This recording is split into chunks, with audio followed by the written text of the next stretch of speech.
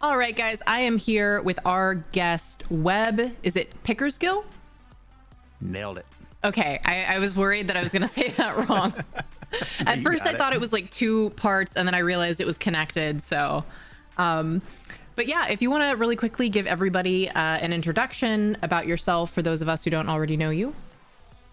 Yeah, sure. My name's Webb, and I make stuff. There you go. That's the short version. Yeah, no, I do all sorts of stuff. That's kind of half my problem. And that's going to be kind of the theme for the night, I have a feeling.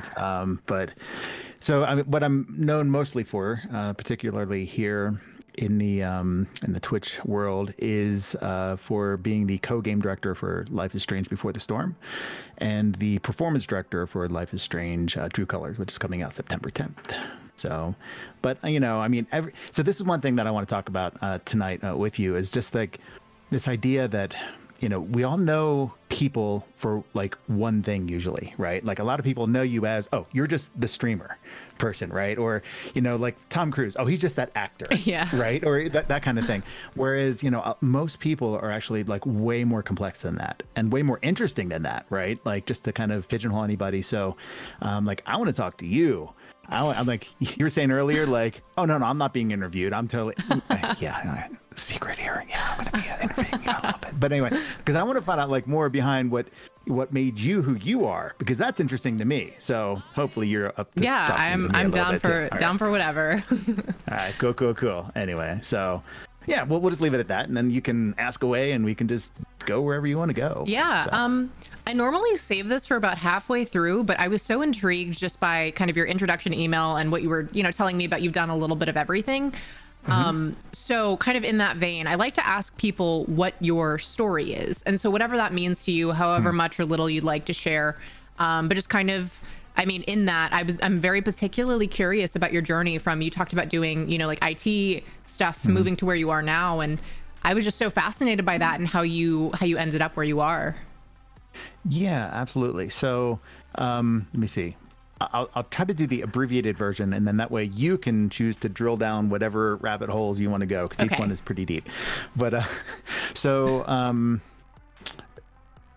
when I was, I know this is gonna be bad. When I was in middle school, this will go faster than you think. It's okay. It's okay. So I started playing bass when I was in middle school. I bought a bass from like the Sears catalog back in the day. I'm dating myself a little bit, but the Sears catalog, bought a bass and went into got a band with my friend. It was just me and him. He played keyboards. So I played bass at an early age, and then I really got into that through high school, and I was like, oh, I want to be a session musician, So I talked to my parents, and they're like, I don't know, music isn't something that you can really make a living in. And I'm like, oh, I'm going to show them. And I ended up going to college for music, went to University of Delaware, and went there for music. But while I was there, I also took some classes in computer science, because my parents were like, you need that stable thing you can fall back on, just in case. And I'd also, back in middle school, had been a computer geek, Commodore 64, TI 99.4A, again, really dating myself here, but like super fun old computers back in the day. And, so yeah, after I graduated, tried to get a job in music education. I wanted to be a band director. So I went from wanted to be a session musician to like, okay, more practical. I can get a job being a band director. And I thought that'd be super cool. Working with kids. I love teaching. And anyway, so didn't land that gig, obviously, because here I am.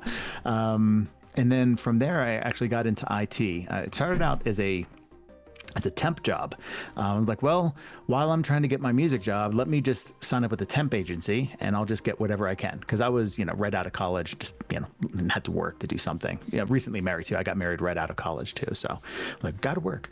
It was a temp job. I was basically a secretary, really bad word these days, but executive assistant, or somebody to kind of like watch the front desk at this chemical company.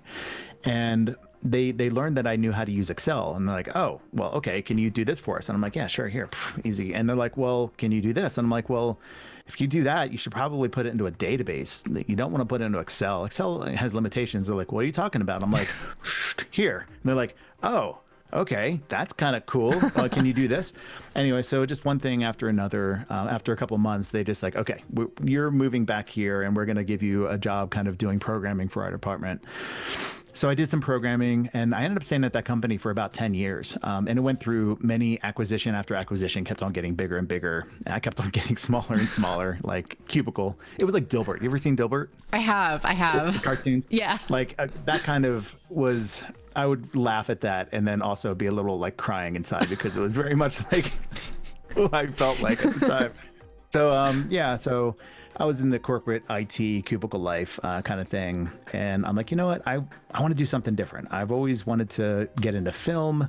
I've been like since Star Wars, you know, I grew up in the 70s or I grew up in the 80s. I was born in the 70s. So Star Wars was huge for me, the original Star Wars. So I'm like, you know, I want to make films. I want to do special effects. I want to do that kind of thing. So I'm like, you know what?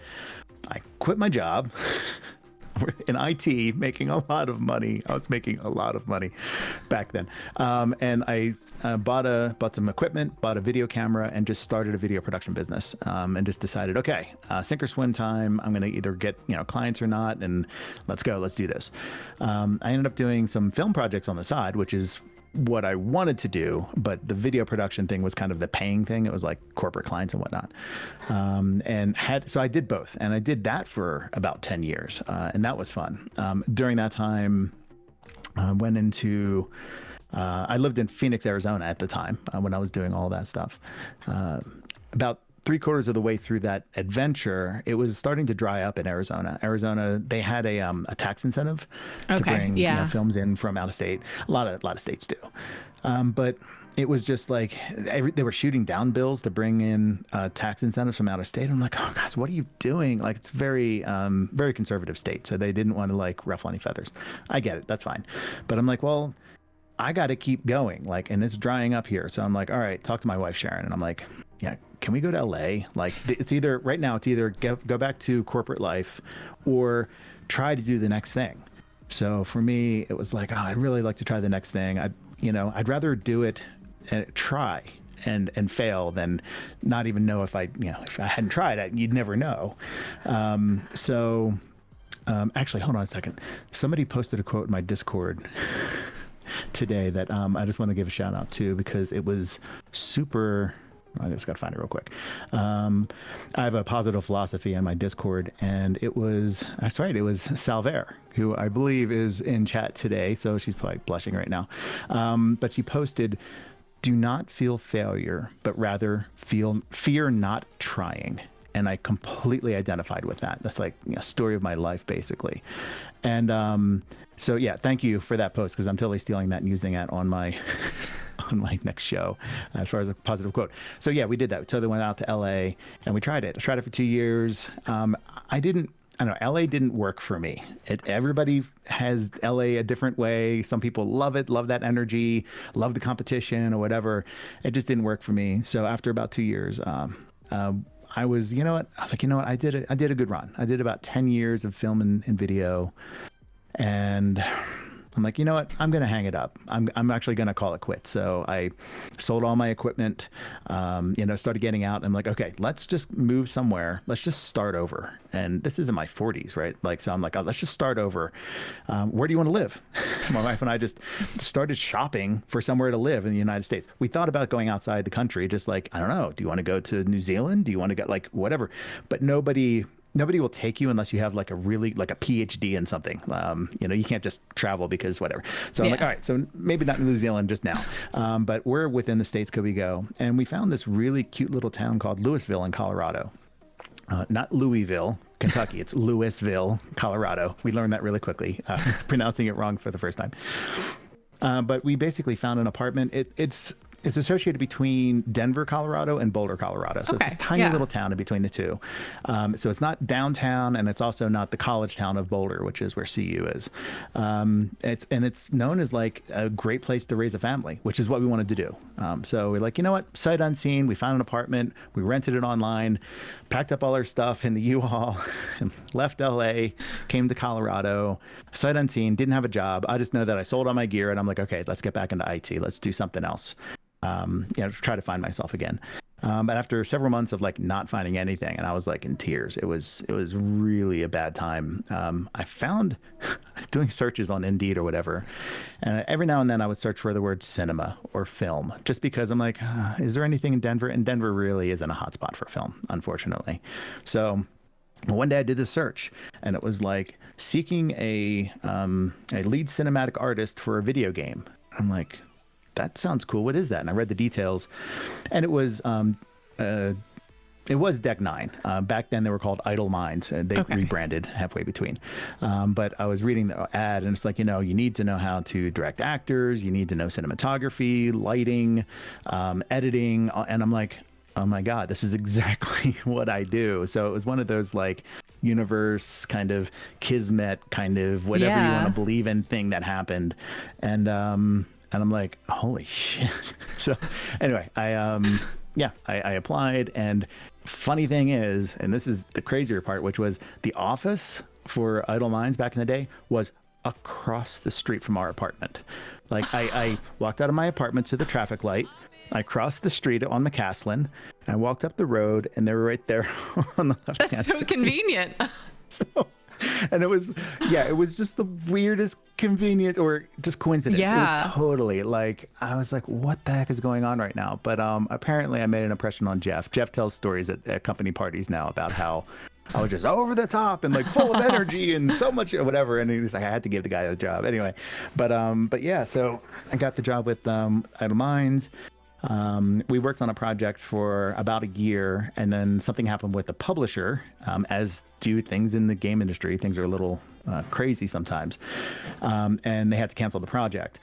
So we spent about, I think, the next half a year to 3/4 of a year trying to get our next project. And that's when we got hooked up with Square Enix.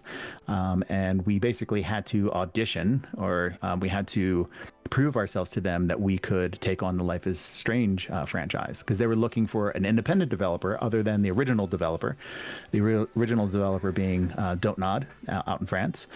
They were busy working on Life is Strange 2. And they wanted to release another game in the franchise, and they couldn't handle 2 games. So they're like, okay, let's find somebody else, a smaller studio that has the ability and the capacity to take on a new narrative game that can tell it in the Don't Nod style. Okay. So we had to study and like kind of understand everything.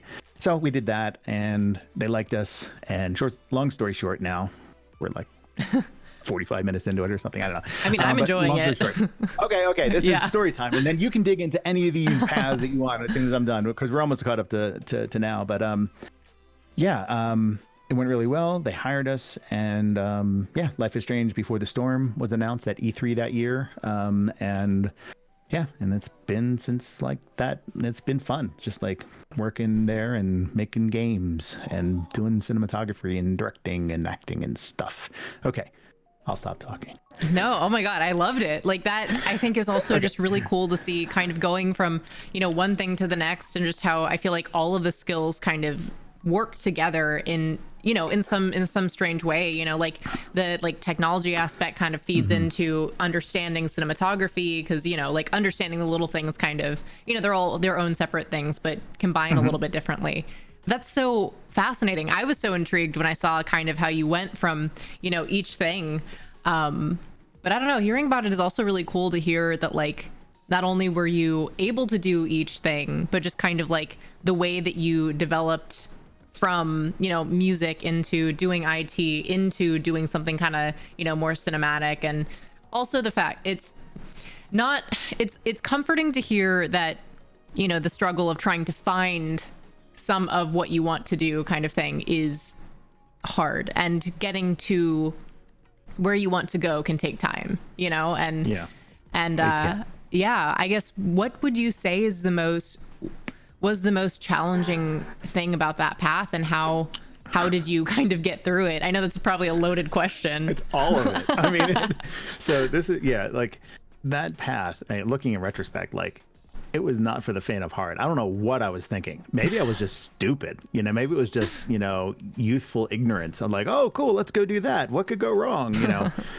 But I look back and, I'm a little bit more conservative now than I was when I was younger, but like, holy cow, what was I thinking? Like just changing jobs on a whim. But it was worth it because like I've just like kind of followed my passions throughout my life, and for better or for worse financially, usually for the worst. Like I'm just like, I want to do a thing and I don't care if it, if I don't make any money or if I just make minimal money, because I'd rather do the thing than not do the thing. And that's been the hardest, I would say, honestly, is being a jack of all trades and a master of none, and competing in a world where everybody is a master of something. And that is really, really the hardest part.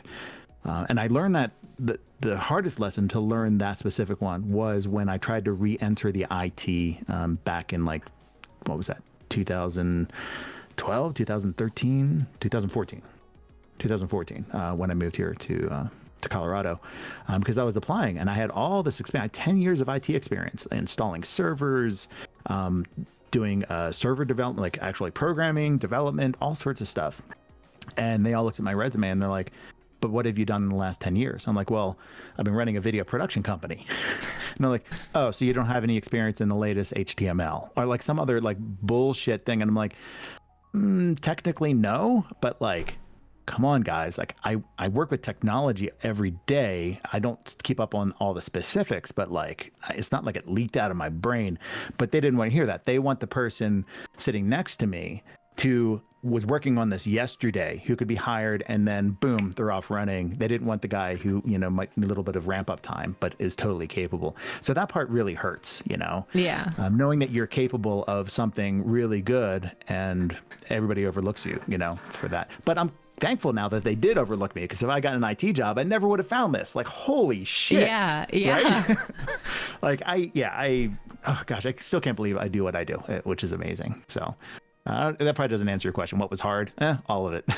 But I think I paid off. I don't know.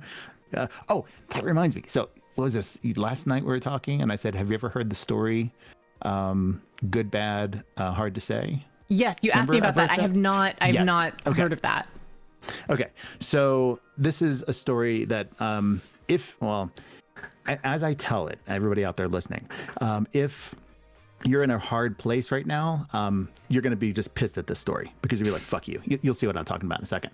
But if you listen to it when you have an open mind and things are like kind of normal in your life, it totally makes sense. And hopefully you remember the story later when both things are going good or bad. And this is a rough amalgamation of this story. It is morphed in my mind over the years. I forget what the actual origin is, but basically it's something like there's a guy and he has a farm, and then like a horse like wanders into his field and he's like, oh, great. I have a new horse now. Isn't this great?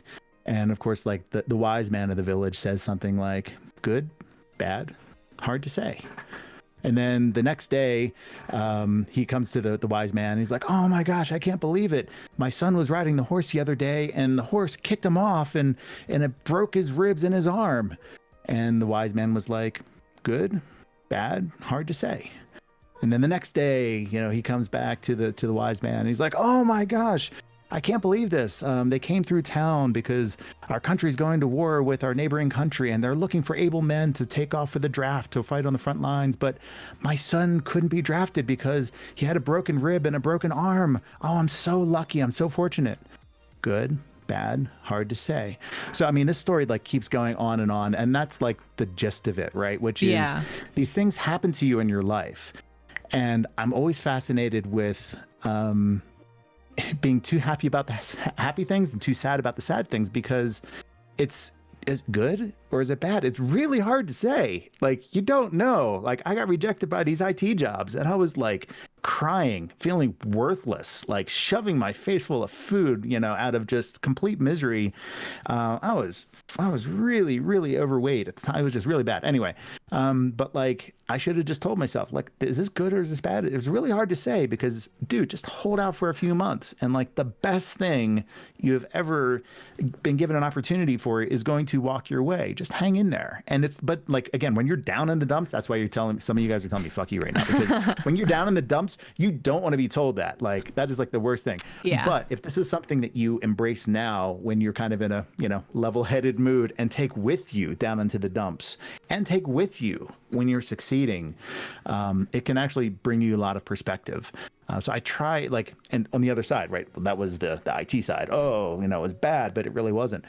The other side is, there's like a lot of success coming with before the storm, and a lot of like excitement around True Colors, and I'm really excited.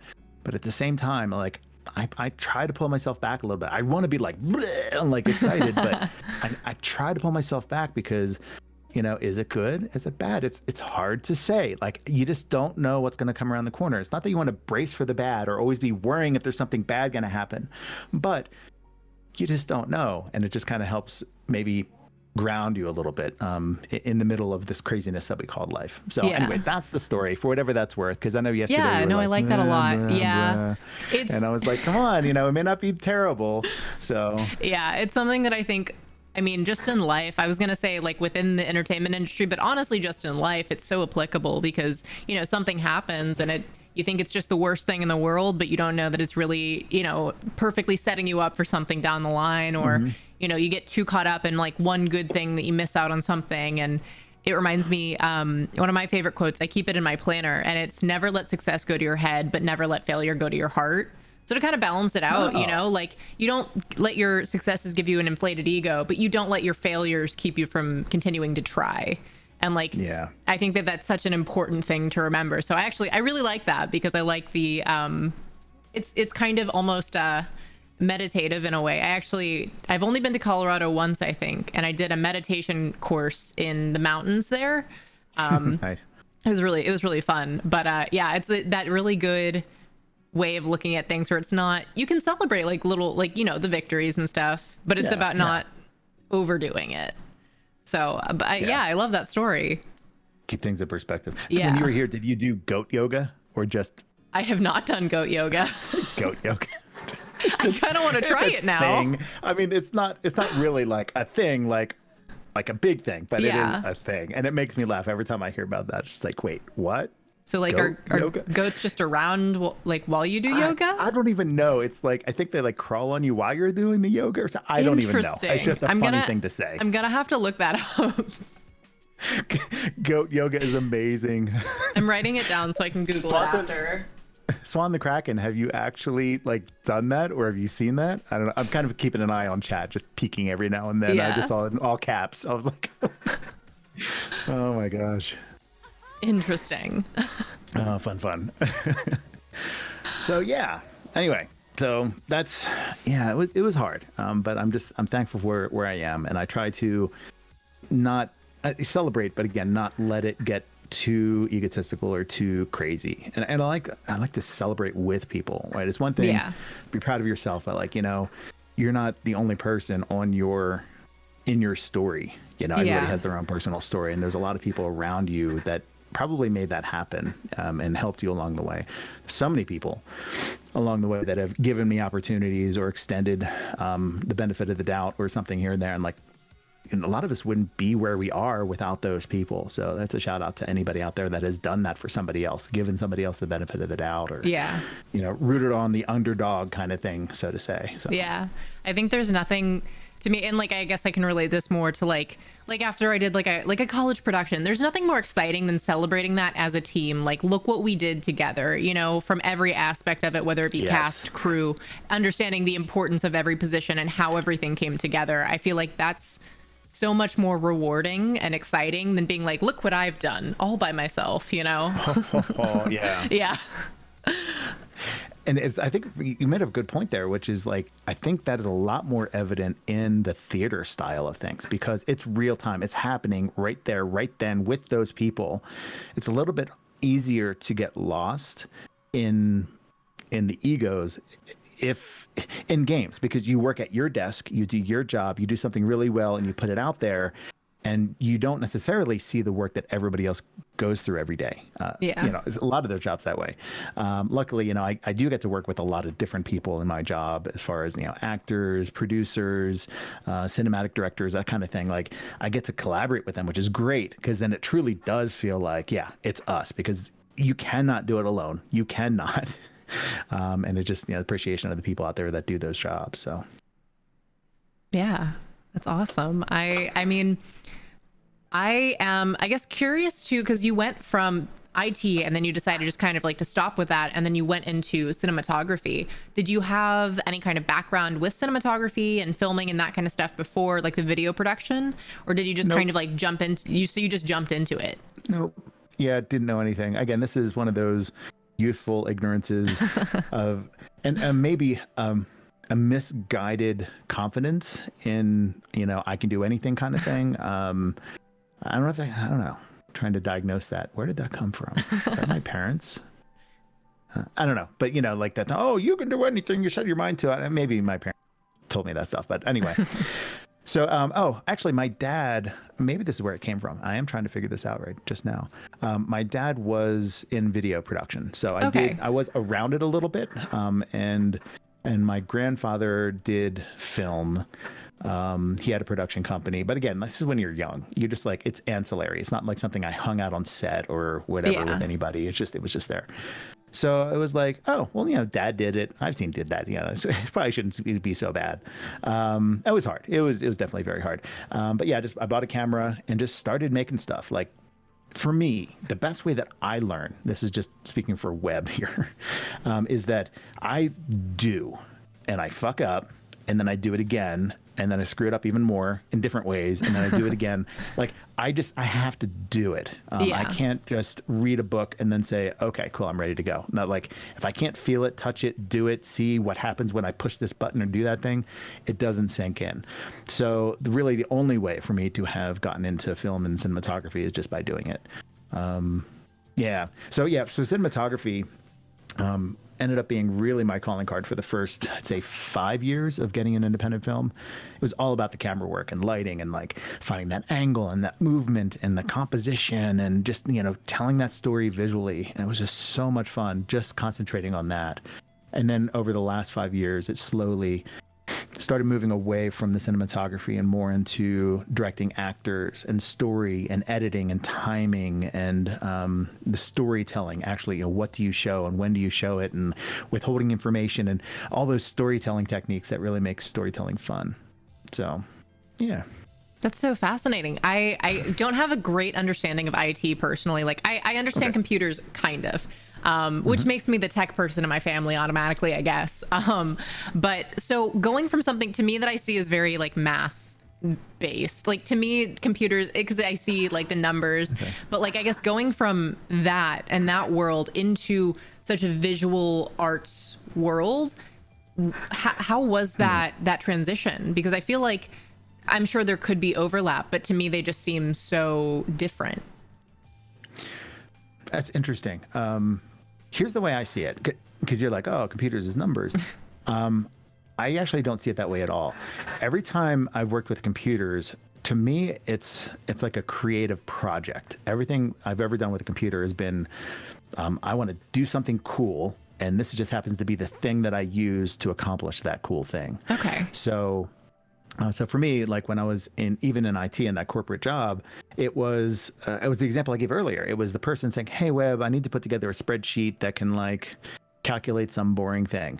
And I'm like, oh, that's a thing I can do. Great. So I'd hop on, the computer happens to be the tool that I can use that to do that. So I'd hop in there and like, oh, I wonder if I can do this. And look in the help. I'm like, oh, you can do that. You just do this, and like figuring things out and figuring how to use technology to help people. And then just kind of extrapolate from there. From there, it was I needed, the company needed to set up a new email system. So I'm like, oh, cool. It's like a project for me. It's creative. It's like, how can I, what parts do I need to buy, and what options do I need to select in the software, and what do people need, and does the software meet those needs, or do I need plugins, or do I need to like write custom code?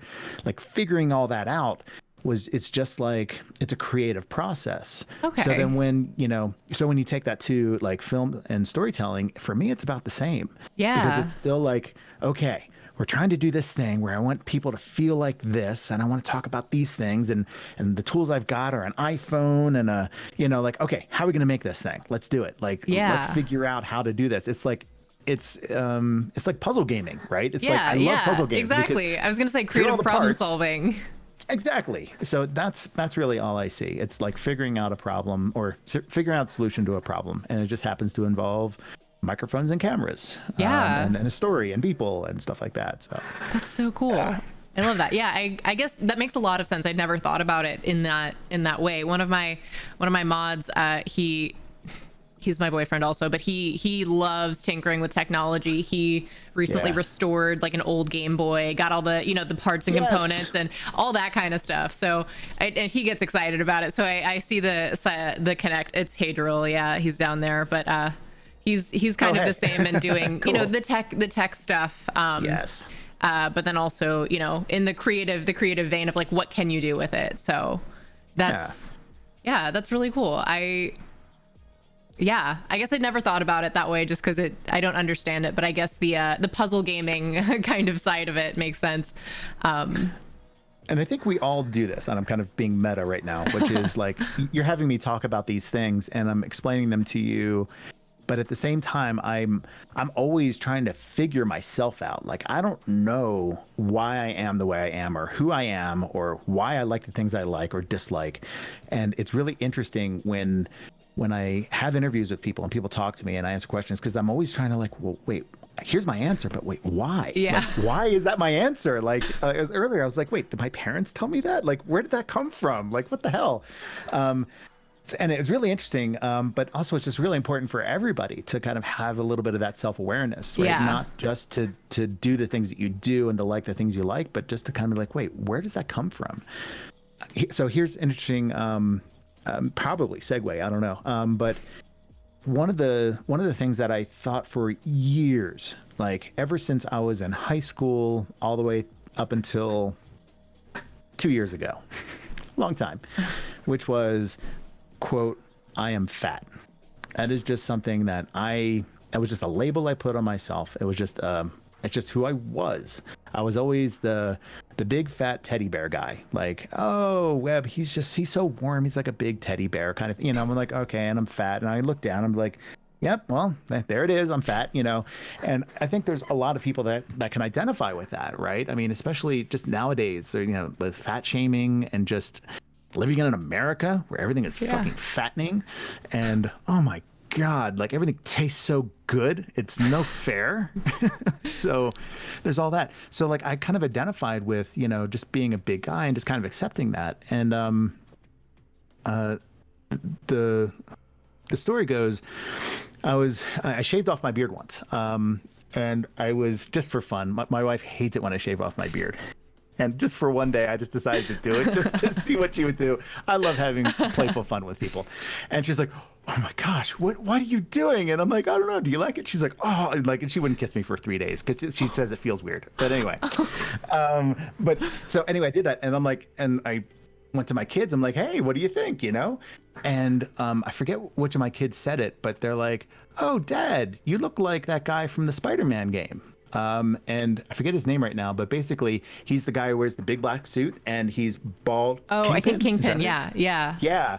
And we had just got done playing Spider-Man a week or so ago. And I'm like, oh, okay. And then I just paused and I thought about it. I'm like, they're right. Like I kind of look like him. I'm just like, I'm a big fat guy. And I'm just like, oh man. And I mean, I was, I laughed with my kids, but when I took time to process everything, it hurt. And it's not that they meant to hurt me. Yeah. We're all in good fun at the moment, but I did some, self-retrospective there, and I'm just like, God damn it.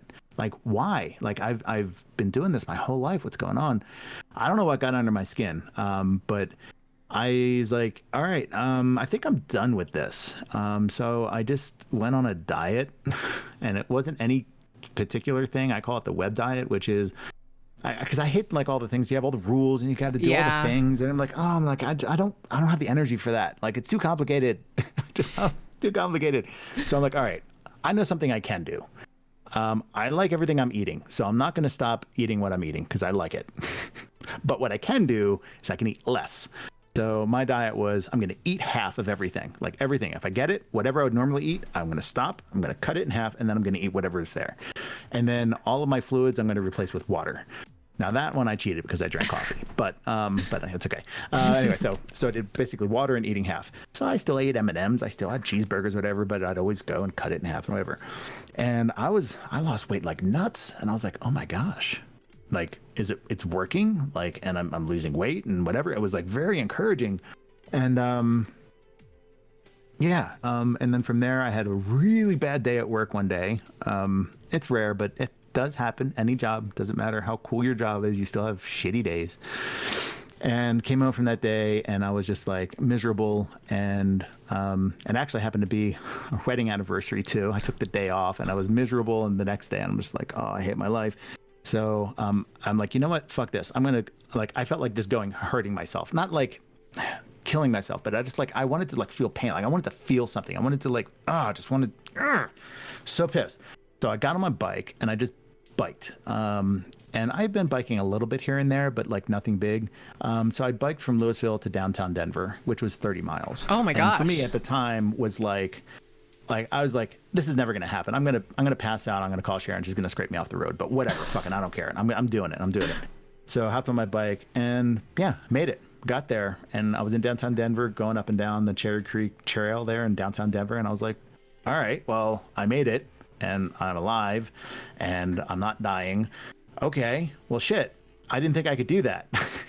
So it was one of those things where you think you're going to drive yourself into the ground. You think you can't do it, but then you actually end up doing it, and you're not say pissed off at yourself, but you just don't know what to do with yourself because you're like, should I be mad? No, because I did it. That was kind of cool, but like, well, shit. So that's when I just started thinking to myself, what else can I do? Like, all right, what else can I do that I don't think I can do? So this kind of started me on this just path of like challenging a bunch of assumptions about myself, and like, all right, what else what else is stuck in there that anyway? So I ended up reevaluating the whole fat thing, and I'm like, where did this come from? I still can't figure out where it came from really, and why I've held on to it for so many years, just being the big fat guy or whatever. But like, I ended up losing 75 pounds that year, and got down from I was over 250 pounds, got down to 175, which is normal. And I was, for the first time in my life, I would look down and I would feel like, say, normal. Like I was, BMI was technically still overweight, which kills me. But anyway, BMI. BMI, yeah, I was gonna say. Yeah, but like I would, so that was a little crazy. But I was like, holy shit. And thankfully, I've been keeping this weight off for over a year now, so I'm very excited. I had the quarantine, a little bit. It's quarantine. So now, so basically, challenge after challenge, I've been trying to figure out what is next. Like, where can I push myself to do? I signed myself up for what's called a half Ironman. It's a 1 mile swim, a 60-mile bike ride, and then after that's done, then you get to run a half marathon. You get to, it's really cool. So it's going to be fun. It's actually going to be in Boulder, Colorado. That's they so only exciting. come to Boulder once a year. So in August, I get to, and it's a physical competition. So you go there with a bunch of other guys that look half my weight, and like, these guys are like pencil, like these are triathletes, like world-class triathletes. And then there's like a pack of us at the end that are like, okay, let's just see if we can finish the damn thing. Where everybody else is like, I'm gonna be first, and I'm like, no, as long as I, don't die before I cross the finish line, I'm good. I was gonna say the victory is in doing it. Yes, for me, absolutely, 100%. So that's what I'm training for now, which is super fun. So that's awesome. When you have people stop by my stream, I have my Webb points reduction for push-ups and sit-ups and squats and stuff, just to kind of keep me active. So people raid and they show up, and all of a sudden I'm like, what's this guy doing push-ups for? What the hell's going on right now? It's kind of a fun way to keep my community involved with that. So anyway, so I guess that's kind of speaking to what we were talking about earlier as far as what were we talking about? Somehow we got on this tangent. No, I mean, what you were saying about self-evaluate, that's kind of one of my biggest things. Like I'm pretty open about it, but like in high school, I started going to therapy, and like that's kind of what taught me to reflect and look inward, just because I feel like it's so important to, for me, it's a lot about like emotions, why I react certain ways. So it's kind of like if I get angry about something, then I have the chance to calm down and look back and be like, okay, so why did I react that way? And then it also allows me to, in my interpersonal relationships, be like, you know, I'm sorry. And I can give an apology because I know also where it came from, and I know what to, you know, and then also moving forward, how to avoid it in the future. And so I think it's you did that early. That's great. Yeah. You learned that early. I didn't learn that till like last year. No, I was kidding. But like, yeah, it's good to learn that early. Good it's a helpful skill. I didn't realize how much. I think it's also, you know, like within my family, we're all so stubborn, and it's very much so they're like, well, I'm not wrong, so whose fault is it? So, where did you grow up? I was born in California, but raised in Texas. But my parents are both from other states. My dad's from Wisconsin. My mom's from Hawaii. So we're kind of all over the place. I was curious to hear that. Okay. Cool. Yeah. So it's been a pretty helpful thing. And I think that also kind of like you were talking about that process of reflecting of like, where did this come from? And like figuring that out is also helpful, just to like, I don't know. It sounds kind of like, I don't know what the word is, like spiritual to say it, like it calms your soul. Yeah. But like, it's one of those that like, I think just knowing and kind of processing it helps you to kind of settle with it. So it's not constantly like, I feel like the more you hide it, the more power it has. And the more you like bring it into light and look at it and say, oh, okay, this is what it is. I feel like it's easier to deal with it because it's not this hidden, I don't know, hidden force. Yeah. I hear what you're saying there. Here's another, get another story. I'm a storyteller. I'm all for it. Okay, story time. So this is something that I tell to my team from time to time, you know, as we go from project to project or when we have downtime. And I'm not sure if you ever heard this one. It's about the elephant in the circus. It's a parable, but it's a story about elephants. So the idea is when you, and again, this is a paraphrase of a story of an idea of something that I heard. So I'm butchering it, but you'll get the idea. So they'll go out into the wilderness and they'll capture an elephant. An elephant at first is like, oh, what the hell? Like, I'm wild. What are you doing? And they, you know, they tie it up, they put it on you know, in a cage. And eventually once it's kind of like given up its fight in the cage, they tie a rope around its leg. And when they get to the circus, and then the elephant will pull on it, but it's attached to a post. So, you know, they're like, oh, okay, I'm not getting it away anymore. And eventually they kind of give up that fight because they've learned that rope equals I'm not going anywhere. So they stop testing that assumption because there's no reason to test it. So eventually they don't even need to tie to a post anymore. As long as they can feel that rope around their leg, they just behave because they just know that they're in captivity. So I was like, I hear that story and it's like, oh God, it kills me on one level. But you know, what I take away from it is the assumptions that we make in our lives. And we do this all the time, right? Something happens in our life, we make an assumption, and then we make a decision based on that assumption. And that decision gets us somewhere.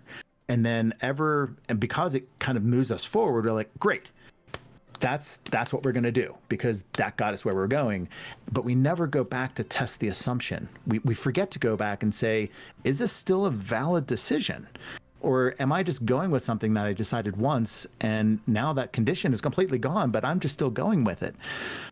This is something that I encourage, like my team and anybody I meet, you know, that I feel like is stuck sometimes, like go back, just take this time to reevaluate why you made decisions you made.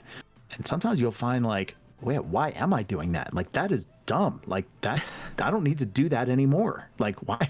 Okay, I can save myself that money or I can save myself that time. Good thing I discovered that. And specifically like within my team at Deck 9, it's because we're in a technology industry. I mean, like bleeding edge, motion capture, like it's still like new tech is coming out all the time to make it more accurate, to make to capturing faster, all those things.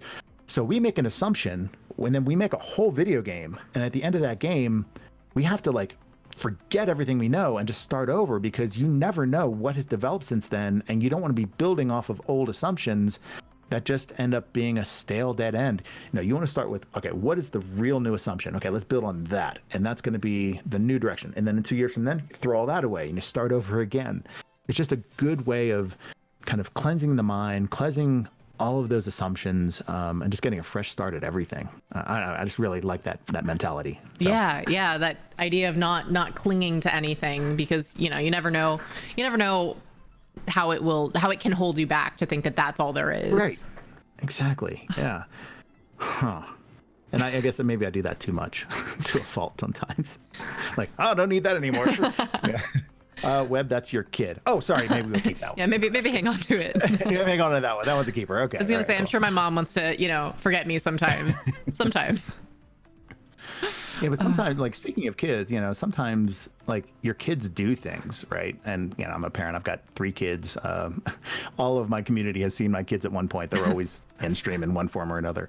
But we make assumptions even about our kids, because as they're growing up, and you kind of you start to treat them the same way based on those assumptions, but they're growing faster than any other human on the planet. At that age, you're going so fast.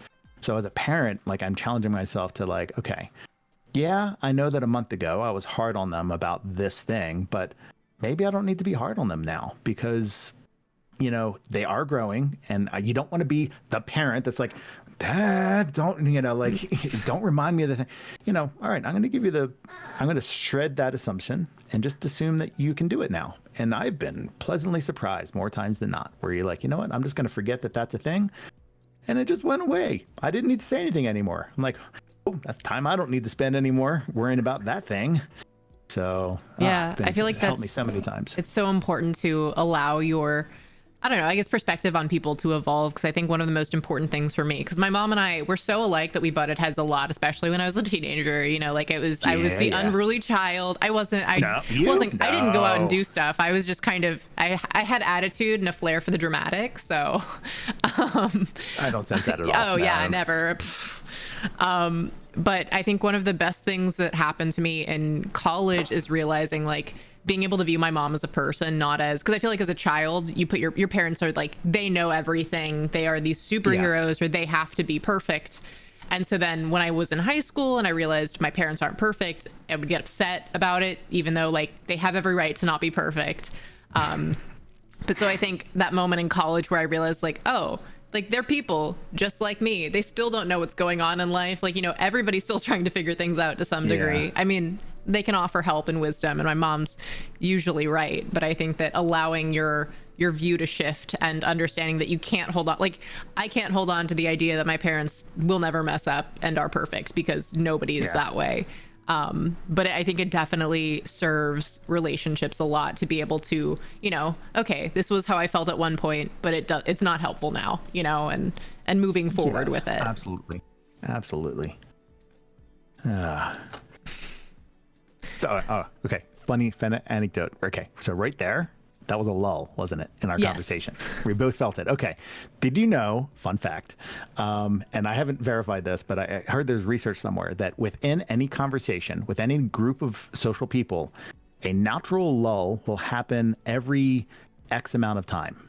So let me see, where are we? It's, for me, it's 7:20. We started at like 6:30. Okay. So what is that, 40 minutes? I'm really curious if this is true. So in about 40 minutes, if we notice that natural, just like, moment, let's look at the time and see see how right that is. Anyway, is the theory that it varies between different people, or like it's an overarching amount of time? It's within any specific group of people. So if you have, let's say, 4 specific people and they're talking, that group will create a lull frequency. And then when, let's say, a person leaves and there's 3 of them, they have a different lull frequency. Or you add a person, that is a different lull. So just the 2 of us, are going to create our own frequency. And I'm curious to see if that's true. I'm always kind of. I'm intrigued, because now I'm going to be thinking about that every podcast, because I know the lull. There's always that lull where I'm like, there is. So let me look at my list of questions. So now you have a fun fact. So next time you have a lull. We go. By the way, don't know if it's true, but some dude told me once on a podcast that there's a lull frequency. Oh my gosh. Okay, I'm going to throw to you now. I've been talking too much. I want to ask you some questions. You're like, oh shit, I didn't sign up for this. So, all right, how long have you been streaming for, by the way? I'm approaching 2 years, I believe. In end of July, it'll be 2 years. That's cool. Yeah, for a hot second. yeah, what got you started? Like, why were you like, yeah, I want to do this thing? Like, what was it? I did not know what Twitch was at first. And long story short, I was going to get a PlayStation, and my brother sat me down. He's like, him and his girlfriend at the time are like, we think you should do this thing called streaming. And I was like, okay. Like they sat down with me like it was a formal conversation. And I Like was an intervention I know, conversation? it was like, did somebody die? Like what happened? And nobody died. They just wanted to tell me to stream. And yeah, so I remember I started looking on Twitch a little bit. Ayayoshi is my stream name. Right. I came up with it at first. I've since merged my actor self and my streamer self, but at first it was more of like a privacy thing because I didn't know how much I was gonna enjoy it, and but so I just kind of hopped in on my little Mac laptop, which could not handle it at all. But yeah, I just kind of jumped in, and I thought I was gonna do games because that's what I knew, and I quickly discovered just chatting and realized I like talking to people and hanging out with people and making connections. And I realized it's a form of it is entertainment, you know, it's entertaining, Yeah. and just in a different context. And so I kind of fell in love with it. And it was one of those, I would schedule it in between because I was still in college at the time. So I would have like classes until like 2:15 and then a rehearsal starting at 5. And I'd run home, and while I'm eating food before rehearsal, I'd be streaming for like 2.5 hours, and then I'd sprint to rehearsal. But I loved it so much that I was like, yeah, I'm gonna absolutely fit this into my schedule. So that's kind of it started, and then I just never stopped. That's cool. And then, so when you started, and then you said you started out doing the gaming thing, when did you realize, about how far into that 2-year period were you like, oh, actually talking is the thing for me? Like, was it beginning? Was it? It was pretty close to the beginning because I realized I also didn't have the technological capacity to do a lot of games. So I could use the PlayStation webcam, but I hated the overlay because you can't change it at all, like not without a capture card, just on that. It was, you know, the camera was really tiny. I'm not great at gaming either. I played when my brother let me play on his consoles when I was little, but then I only played Wii a little bit in between. So between not being good at it and not having the ability to, I discovered just chatting. And so I'd kind of sit because my laptop could handle that at a base level. And so I was kind of like forced into it in a way. Like I didn't have many other options, but then I also discovered how much I loved it. Like one of my first streams it was just chatting on my laptop. First day or two, it was like an 6 to 8 hour stream. And I had never really done it before. I was so excited too, and I was about to end at 5 hours, and the 3 people followed, and I'm like, well, I can't end now, and I just kept going. I think I rapped Hamilton. Oh my God. It is like a drug, isn't it? Yeah. It's when things are going, you know, and chat's moving and people are coming through. It's so hard to be like, all right, I'm gonna go now. You know, I am the worst about it. Oh, that's crazy. That's so cool, though. So, what do your parents think of you streaming? They weren't sure what to think at first. Also, my dad absolutely, for a period of time, thought that I was doing like cam girl stuff on the internet, and I had to be like, yeah, because he was like, "Why are people just giving you money to be on the internet?" And I had to explain to him like, "This is Twitch. This is what it is." And my family actually, they'll come through. You know, they all have Twitch accounts, so they'll come through and say hi every once in a while. My dad likes to joke around. He's a giant goofball, so he likes to poke fun when he comes through. But they've become very supportive. My mom was the first one. She's very businessy, so she was like, all right, make sure you make spreadsheets on your earnings and you divide it so that you know for taxes, and you keep track of everything. You don't spend more than you know, and all that. So she got me into making my Excel sheet where I keep track of everything that I earn. And so my parents have actually been pretty helpful on helping me also understand that because I can make money from it, I have to treat it, you know, as a job in some ways, in that, you know, I'm responsible with it. Yeah, exactly. With respect and also the, you know, the schedule and the consistency, and, you know, so they've been very, very supportive, which has been nice. You know, it's nice to see whenever they'll pop up. They love to come through. So yeah, that's been good. Cool. Yeah, because I know with my wife Sharon, I because this came out of nowhere. I'm just like, hey, by the way, I'm going to start streaming, and she's like, wait, what? What is that? Like, she didn't even know what it was. Yeah, Like, yeah. I was starting to feel old. Like, what is that old whippersnapper technology those kids have these days? But like, but I'm like, oh no, it's, you go and you broadcast, and she's like, wait a minute. Like, she had kind of the same concerns. Like, isn't this like where people like take off clothes and stuff? I'm like, yeah, there is that side There of is things, there is but that, this is but not Twitch. yeah. Twitch is a respectable format and platform. Although I know that happens, elsewhere, of course. But like, no, you just, get on there and you just talk to people and you play games. And she's like, I don't get it. Why would people come on and just listen to you talk? And I'm like, I don't know either, but I'm going to see what this is all about. Again, jumping in head first. I have no idea what this is, but I'm just making this up as I go. But it has been like super fun. Like, I've only been in this for, what am I on? 6 weeks now? 7 weeks since I started. Oh, wow. And yeah, I started streaming on March 31st was my first stream. So dang, I was going to say, I think I was in your stream. I don't know how long ago the first time. I think Swan recommended your streams, so we rated. Oh, cool. You have such an amazing like personality for stream. Like, there are some people who I feel like when they first start, they're like very like low energy, and I was like, he's just like, on the ball. Like, I was having so much fun in your stream just from the get-go. Yeah, no, cool. That's awesome. Oh, cool. So yeah, I'm still figuring it out. I like talking, so I guess it's a good avenue for me because I can get it all out, and I don't have anybody who can cut me off, so it's great. I could just yeah. But it's been super fun. I'm trying to figure out, obviously, like everybody else, like what works, what doesn't. Yeah.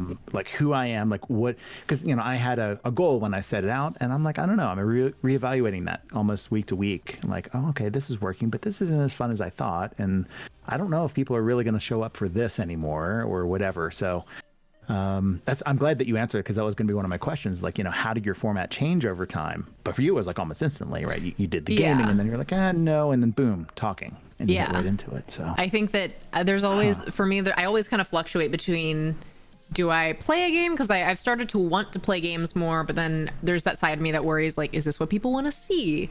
And I've kind of gotten back into that mindset of also, I want to do what I enjoy, because at the end of the day, if I'm not enjoying it, it'll be evident, and they'll know, that I, and honestly, the community that I've built is very amazing. I'm very, very thankful that, they stick around for whatever shenanigans. And usually we love the story games. I think the first one I did was the first Life is Strange, and I had such a fun time with it, and they love it because I'll cry at anything.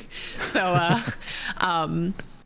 so yeah, it's always a good time, and it's always fun because playing a story game with chat and everything, and hearing their reactions to the things happening is pretty fun. Yeah, absolutely. That for me, that's been the draw. I thought it was going to be, because you go in with expectations. At least I was like, okay, I'm going to stream and I'm going to do this thing. I'm going to play Life is Strange, and I'm going to get to finally tell everybody about all the fun behind the scenes. And that's kind of like why I started doing it.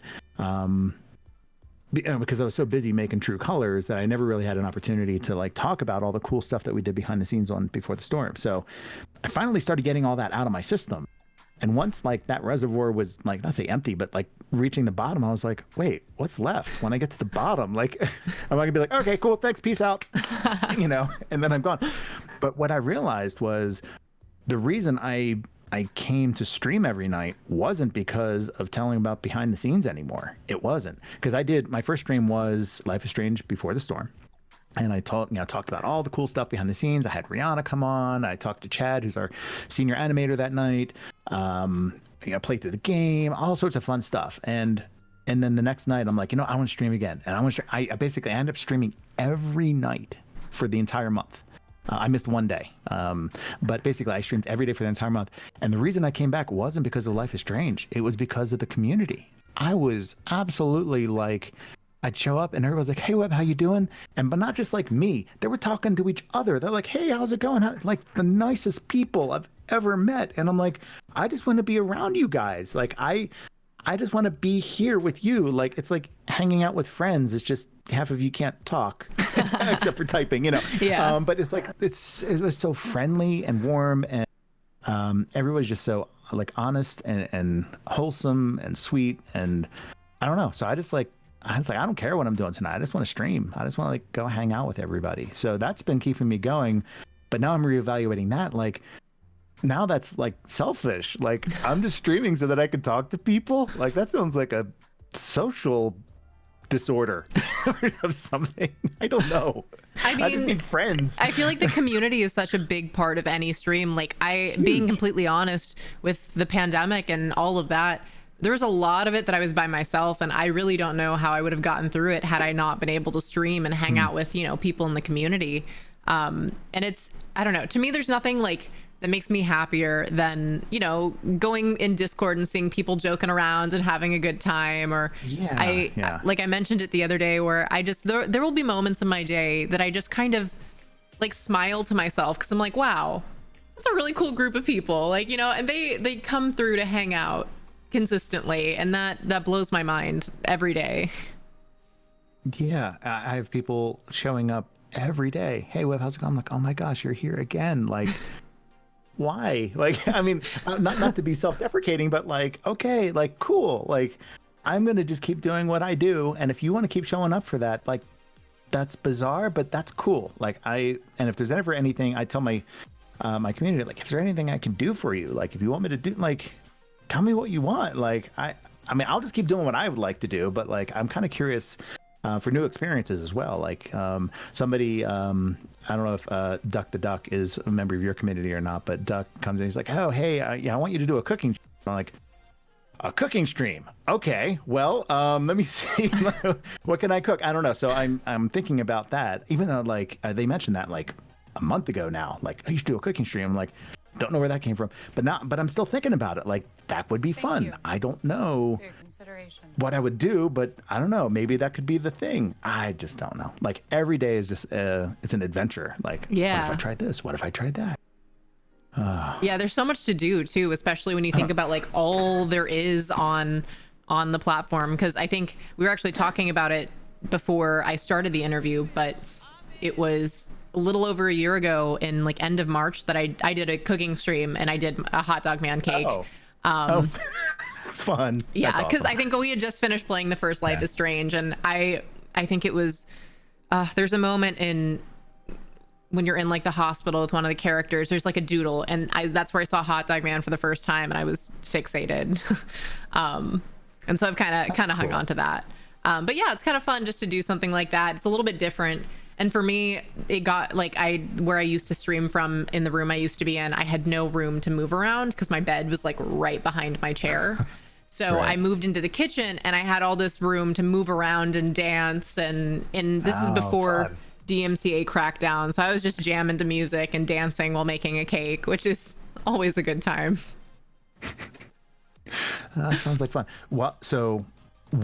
What other things during these 2 years that you've been on the air have you tried? Like, what are some of the other things that you've done and been like, oops, okay, yeah, we're not doing that. Or, okay, that was fun once, but no, we're not doing that. Have there been other things other than cooking? Yeah, I've tried some things. I've done like an art stream. I've done art streams before. And that's pretty fun. I'm not an artist by trade. So the stuff that I make is like, it is what it is, but I have fun doing it. I've had fun doing IRL streams. I've done not too many. The last one I actually did most recently was I got Korean barbecue with some of my friends because we were all fully vaccinated. So we went to go do that because I've been waiting to get Korean barbecue. Yeah. And that's fun. Cool. I did one, I guess it was a little over a year ago. I did a Galentine's Day stream with my best friend. We went to Disneyland. So this was like right before the pandemic, but we did an IRL stream from Disneyland, which was a lot of fun. And then also because then I had the VOD. So then once we went into the lockdown, I could watch it and be like, remember when we did that? And we could go places.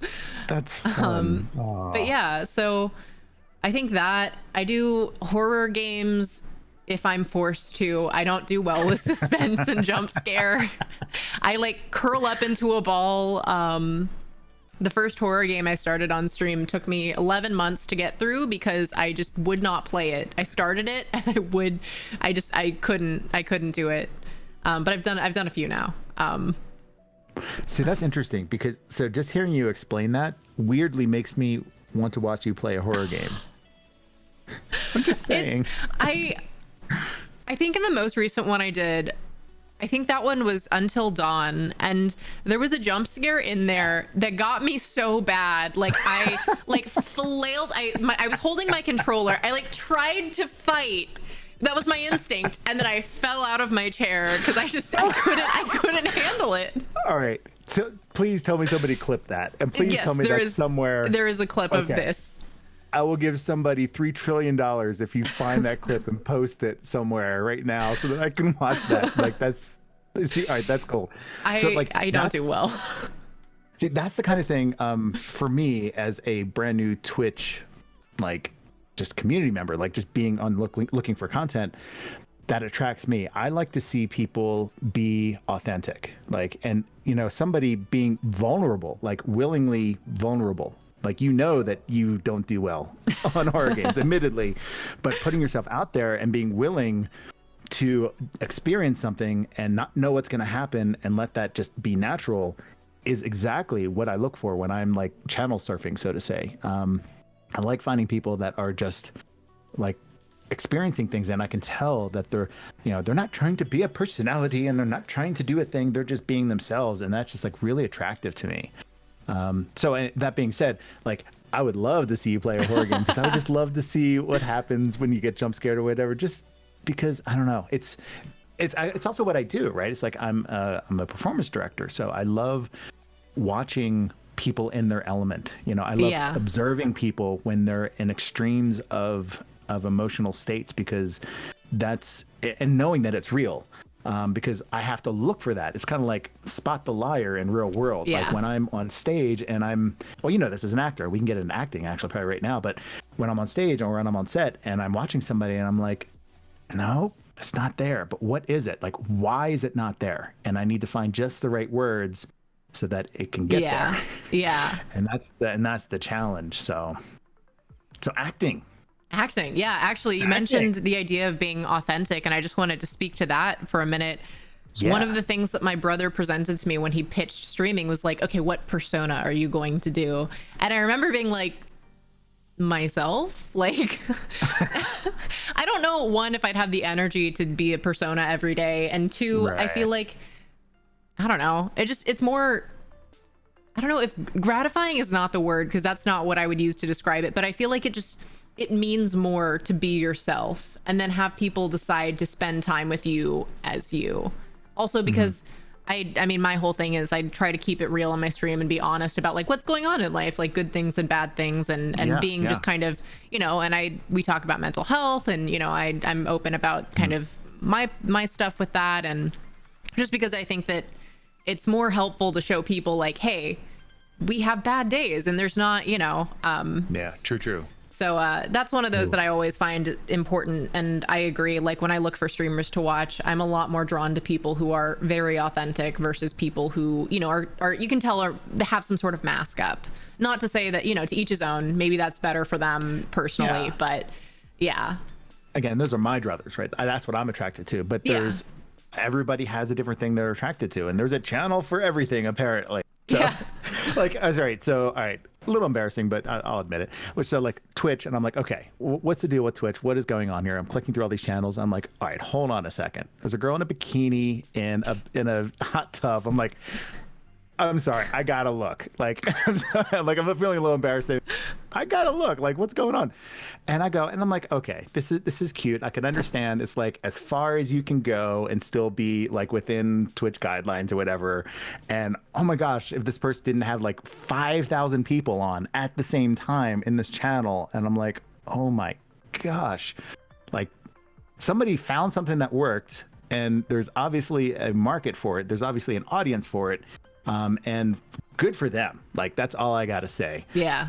But again, I think that comes with a certain level of, like, I was just like examining them for a little while and wondering, like, I could tell that they had their guard up. They had to, like that. Yeah. Like, I'd be freaked out. Oh yeah. Well, you draw in all of any troll in existence, you know, and that's why I've always, my mindset about it is like, you know, you do you, as long as you're not being like hateful or, you know, like hurting others, you do you. And people are going to find what works. But Yeah, the other thing with that people don't recognize is to be in that position, you have to be prepared to deal with anything, you know? That'd be scary. Yeah. Luckily, I haven't had to deal with any of that. I had something that was a little uncomfortable so far, but nothing that was like just straight up bad or uncomfortable or like bannable or anything. Yeah.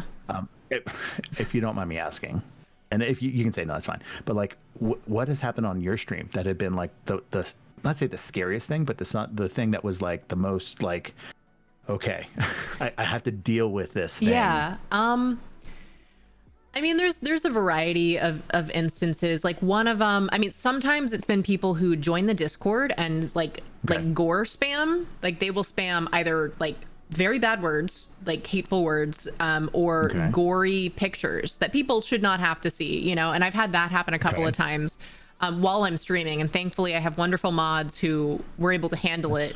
Weird, but okay. Yeah. Or is that a thing? Like where you go and post graphic pictures? It's a thing sometimes. I think it's only happened to me when I've been in like Jackbox. Apparently sometimes there are people who go through Jackbox and like find Jackbox channels and try to join in and use bad words or, you know. But yeah, they'll bot Discord servers. So that's unpleasant. I think when I first started, I didn't have streamer mode on Discord.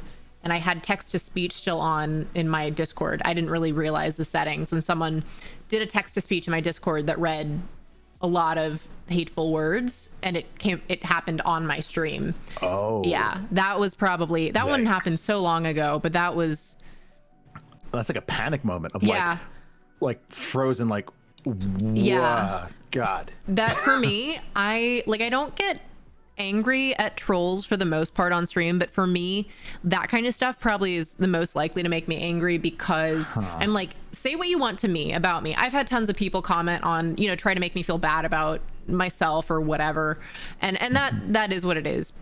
My standpoint on that is I feel bad for the people who do that because they're at a point where they're so unhappy that they want to make others unhappy, and that's kind of, you know, that's why it doesn't bother me too much. But if they attack my community or in any way harm the community, that's when I get protective because I'm like, no, you can mess with me all you want. I've not given people permission by being here, but like I'm here. I'm putting myself here. Out there. Exactly. And they're here to just hang out. They're not here to be attacked.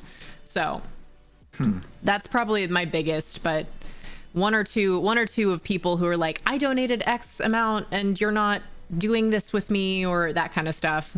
Sometimes people have expectations with, if they donate a certain amount, they'll get, I don't know, special attention, you know. And it's like one of those, I'm infinitely appreciative, but it's not like you can buy my time, because there's also then the idea of like being able to have my life outside of stream. Not that I don't enjoy streaming, but I have to make sure that I have time to do all the other things I have to do in life, as well as make time for my own mental health. So yeah, that's interesting. I find maybe it's because my community's pretty small right now.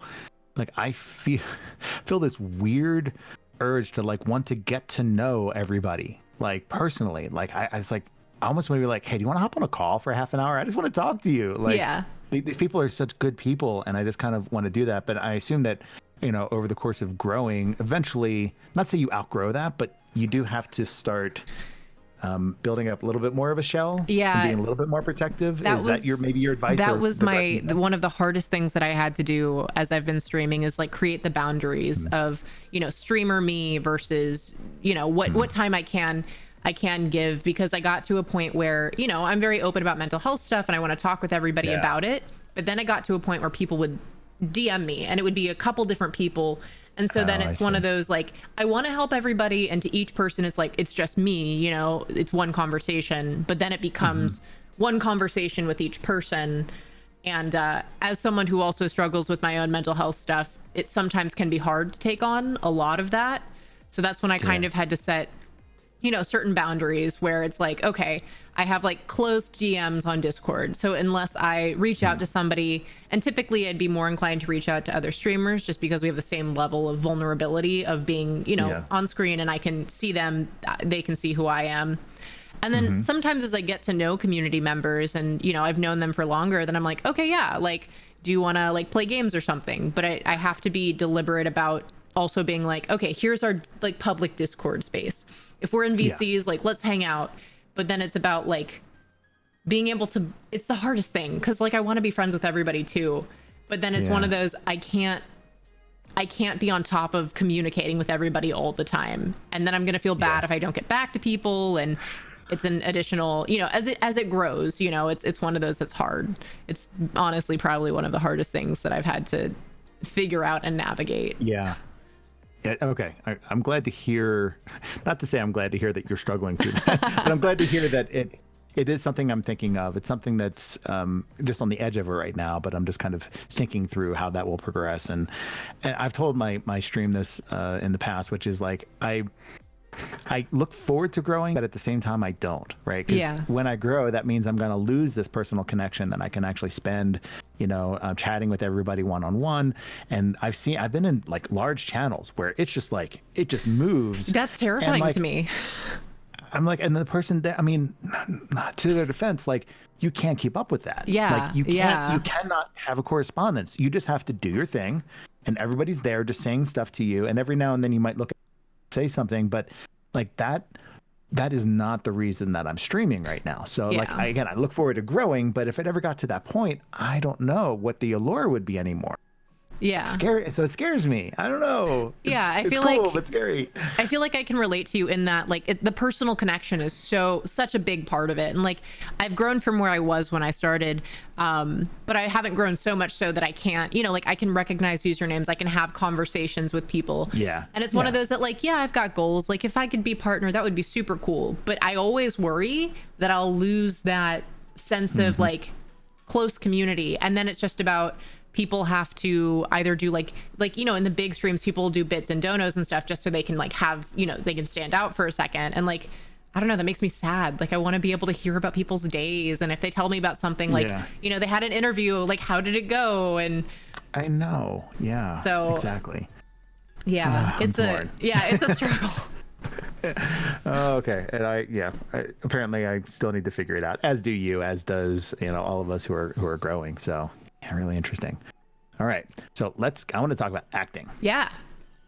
Now, so what's funny is that I purposely changed gears right there because if you look at the time, it is 7:50, which is exactly 40 minutes after our last lull, which I actually avoided purposely by just changing topics. So, you were ready to go. You're like, all right, it's lull. I was ready. It's lull o'clock. Let's. It's coming. It's coming. I'm jumping over this chasm. Okay. So all right. So I was looking at your personal website and looking at like your acting resume and everything, and I noticed that you played number 13 in The Wolves. I did. That's probably my favorite thing that I've ever done.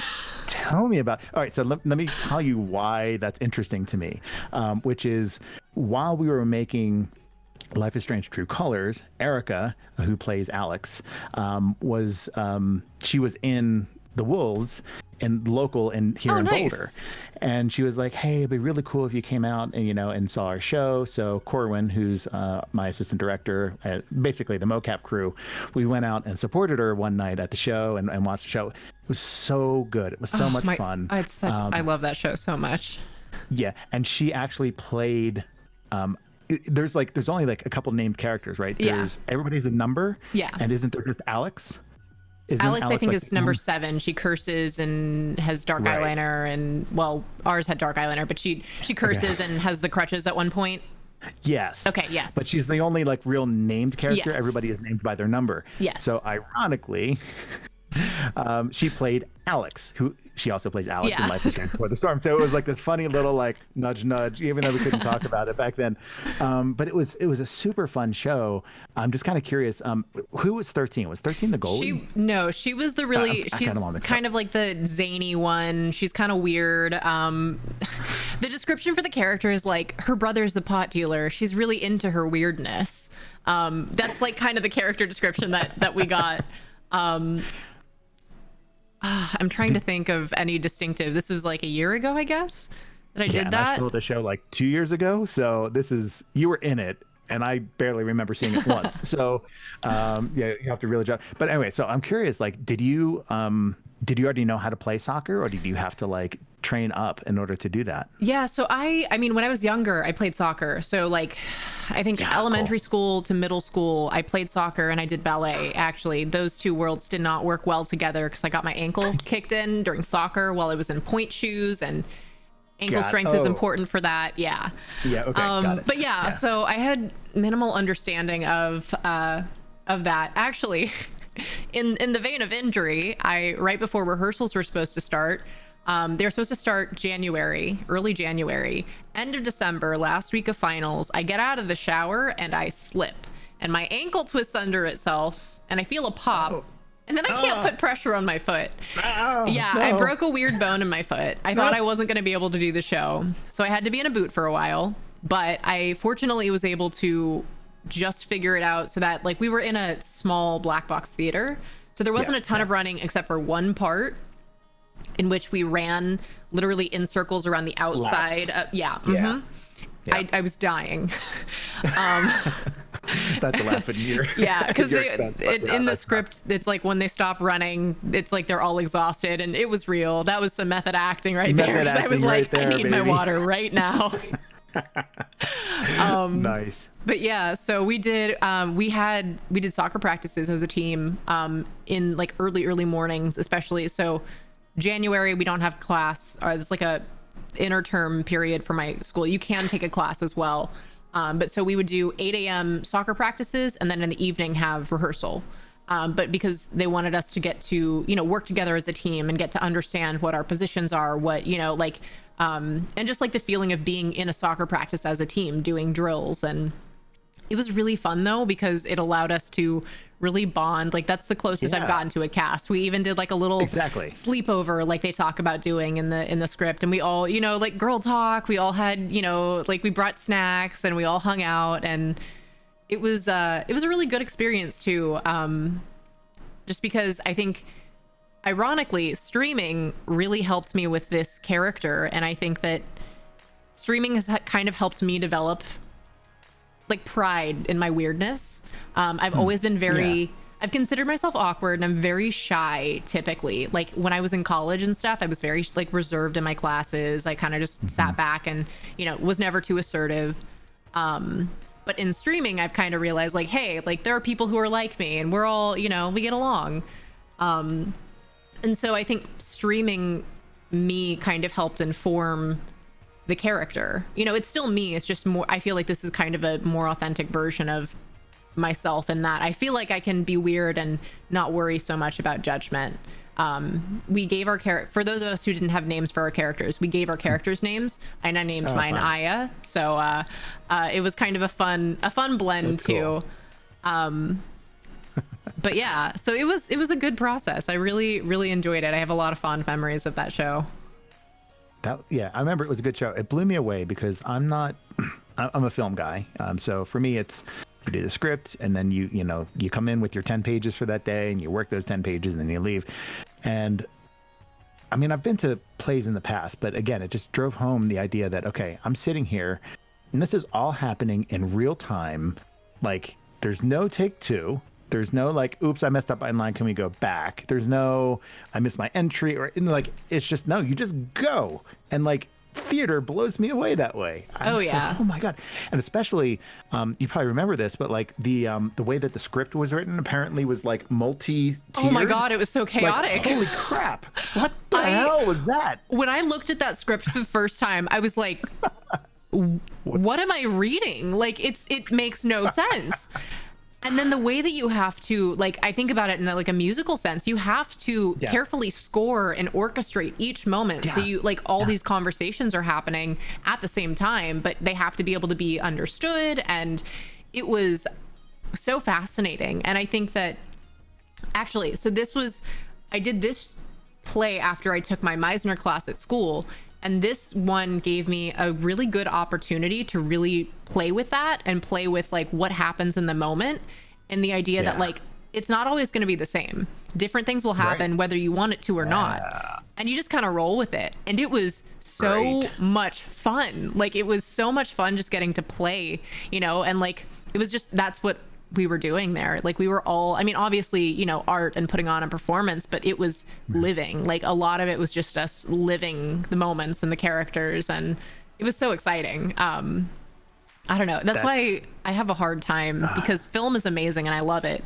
You know, I studied screen acting specifically, was like the name of my major, but something about theater, like it's something about getting to do that live performance, I think is so terrifying and exciting.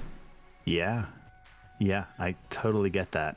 I get it now, because like in watching a performance and then talking with Erica afterwards, they did like a Q&A after, right? So after the performance, everybody left, and then you could stay behind and the cast came out and answer questions and whatnot. So that's how I got to learn about the script with the different, oh like, my gosh, I was like, holy cow, guys, like what was that? And then they told me about it and everything. Oh yeah, I could imagine, like, just such the rush to go out there and just knowing that you have the confidence to deliver it. Like I have like 1% confidence in my ability to memorize anything. I can't memorize to save my life. I can riff for weeks, but oh my God, give me one sentence, I'll forget it before I even get to the last word. I'll forget what the first word was. So, but you know, assuming that I had the confidence to memorize an amount of content, I could imagine the rush of getting out on a stage and just being in the moment and just being like, okay, I got the words, I got this. Like, let's enjoy it. Let's like be part of it. Oh my gosh, now you're getting me excited. I mean, you make me want to be on a play or something. I don't know. I know. I get a little bit over animated when I talk about this stuff, because it's one of those that, like, when you talk, you know, when you get into the zone about something that you're excited about, you're just like, oh my God, like I want to do it. All right, so you hit a magic word for me, which was Meisner. Yes. Yes. You mentioned it in your email. I was so excited. Okay. So I'm sure that 100% of the people in chat right now have no idea what Meisner is. Why don't you give your description of what the Meisner method or the Meisner technique is for actors? Okay. Yeah. I took, it was about a semester, so it was kind of, you know, condensed. But basically, Meisner starts very boring from, you know, just you sit across from someone and you make observations. You try to make unfiltered observations back and forth with each other. And ideally, you eventually get to a point where you can just back and forth, like you're noticing things about each other. And the terrifying thing is the uncensored part. So like you're paired with someone and you have to say things without filtering your mind, which isn't always, you know, one day. Flattering. Yeah. One day in one of our classes, two people just like start not like hitting on each other, but they were making observations about, like, you know, they're like lips and like you're, you know, you have like nice, I don't know what the examples are exactly, but like basically they were like, there was like a real sexual tension that it happened in class and everybody's like, oh my gosh. Then the professor has to be like, all right, guys, we have to drop this. You know, you got to be professional about it, which is the other thing that's so wild is like you say things, you know, because you're saying it unfiltered. And the idea is you work your way towards being able to do this kind of stuff with a scene work, make observations. And the idea is to you're paying close attention to your scene partner, what they're giving you. It's the idea of you're not waiting to speak your lines. You're waiting to hear what they have to say. You know, you're genuinely listening. And your lines are a response, but you're not focused on, I'm about to say this. You're focused on, okay, like, what are they saying? And then you say it, because like, how can you not say it as a reaction? And so sometimes, you know, as we're going through it, if we hit like a moment and we make an observation while you're building the scene, what we'll do is we'll like Meisner in the middle of a scene, or like if he was coaching our professor, which is so fun, where he'll be like, all right, like, you know, like what do you notice kind of thing, or, you know, Meisner now. And from that place, and if let's say you're in a scene and it's really intense and you're really angry, you know, you could be like, I want to punch you, you know, like, because maybe you want to punch the person in that moment. You don't punch them, obviously, but it's about really observing and again, rolling with the punches, which is something that I love. Like, what I discovered in studying acting is there are so many different methods. You have to find what's right for you. And agreed. For me, it's that being able to, you're in the moment, you're so focused on the other person. Just because I feel like everybody forgets that, you know, so many actors are like, and now it's my turn to deliver my line. I'm going to say my line because I'm important. I'm mad. But yeah, so yeah, you're right. it's good. So I was introduced to Meisner when I was living in Phoenix, Arizona. The director I was working with, his name is Kevin Phipps, and I was a cinematographer and he was a director. He is a wacky ass director. Like so let me qualify that. He's got like a very let's say dark mind. That sounds weird too. Very like a Girl with the Dragon Tattoo style directing style. Yeah. Like it's dark, it's gritty. It's like, oh, what is that? Like not scared of going places that are a little like, oh, awkward and uncomfortable. Really awesome director. Love that guy. And he hired me to be the director of photography on his feature film, which was called Grief. And I shot that in Phoenix, Arizona. Super fun project. Craziest shit I've ever shot in my life. I was like, what's happening on my camera right now? What is this? It's crazy stuff. Anyway, but he was a huge Meisner guy. And he, in addition to directing films, he also taught Meisner classes. So I was like, from behind the lens, I'm like, dude, what is this? What are these people smoking that are on your screen? Like, I want whatever they're doing. Like, I want to know what this process is. He's like, oh, it's called Meisner, actually, and I teach a class, and, you're welcome to come. I actually have a new class start date if you want to come or whatever. And I'm like, yeah, sign me up. Let's do it. So I showed up and I was part of his class, and it was really weird at first. I'm like, I don't get this. Like, because I told him, like, dude, I'm not an actor. And he's like, you know what? That's actually perfect. I'm glad you're not an actor, because now I don't have to deprogram you. You can just start where you are, which is exactly what you need to do. But I studied with him for about a year, a little bit more than a year. And then shit was just getting weird in Arizona, and I needed to move to LA and all that, the messy stuff. But in that year that I studied with him, it was awesome. There was one point I remember where we had to do a scene, and this is like the first time I'm like really performing like in front of a class of like, it's like 15 people, 20 people. I mean, it was a small class, but it was still like enough that I was like, okay, there's like people here, and people knew me as like as a cinematographer, as a filmmaker in the area. So like, I felt like I had a little bit of reputation to uphold. So I was like a little scared, but at the same time, like, no, I got to do this. Like, the only way to do this is to just fucking do it. Like, I can't pretend. I just have to do that. I just have to get in the moment. And yeah, and I did my my imaginary circumstance was that my wife was leaving me because I was too fat. So that kind of put me where I needed to be, and my activity was I was doing sit-ups. So it was the knock exercise. I'm not sure like how far you get to your training, but I know exactly what you're talking about. So I was in my space, and I was just like doing whatever exercises I could. I was doing push-ups, doing sit-ups, and then the knock on the door, and I answered it, and they looked at me, and they were like, "Holy shit, what happened?" Like, they could just see I was just a disaster. But apparently like that went, like everybody was like, holy shit, like that was really good. And that was an experience for me, just like letting it all down, letting it all out, just letting it gush. And then after he called cut, I don't even know what happened during that scene, but it just, they just happened. They're just like an experience. But then when it was over, I just remember looking up everybody in the room. All right, you guys are all actually actors in this room. I'm like, how the fuck do you guys ever do a take two? That was bullshit, man. Like how do you, like, obviously this is a muscle, and this is the first time I've ever worked that muscle, so I have like no endurance whatsoever, but like, holy cow, like somebody who can go through that emotional of a thing purposely, like doing that to yourself basically, and then saying, okay, cool, hey, I need you to make an adjustment, or hey, you line, let's go again. Okay, let's do it again. Oh, yeah, boy. I was gonna say living that stuff, especially in those exercises, because it's meant to be like the highest extreme. You're right, the most. So right. I think I did, because we worked our way through it, and at first we did just the exercise in X amount of time before the knock. And so I remember, like, you had to kind of fight to be present in this class to get to work in the class, like in front of people, just because we had a big class. That was actually one of the first classes that taught me to like assert myself and be like, no, I'm getting in the space, I'm working today, and which is cool. A good skill to know, a good thing to know for myself.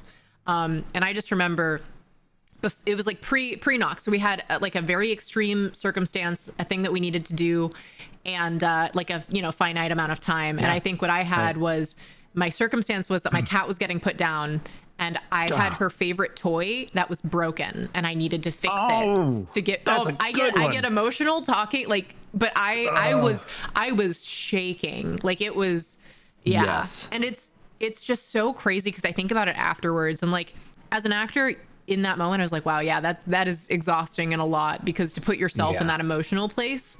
But weirdly enough, afterwards, I'm always like it takes me a minute to get out of it. And then I'm always it does. Like, that was cool. Like, that was make believe, but it was real. Like, it's one of those that I'm excited and fascinated by it after the fact. But I do agree it's emotionally exhausting because it's a lot to process. Yeah. And just to maybe put this in context for everybody listening out there, the Meisner technique, the Meisner method is just like, it's amazing. I completely love it. I have everybody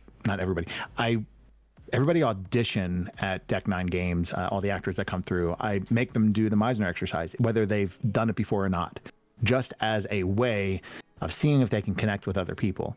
But anyway, that being said, the Meisner technique itself is so powerful because it really allows you to not think about the words. Like, the words don't matter. It's because actually in the Meisner exercise, you just repeat back whatever the other person said. You literally repeat back. So you don't ever have to even think about what the words are. You just have to think what they said and just say it back. It's like this really monotonous thing. It's all about how the other person what the other person feels, and how that makes you feel. And then you feel something, and then that gets them to feel something. It's just this tennis match of emotions, and then words kind of happen in the background. It's just the most amazing experience. Now, here's where I'm going to kind of tie it in to the audience, who's probably all like now going like, whatever. Okay, let me see. Cheeseburger, halfway out the door.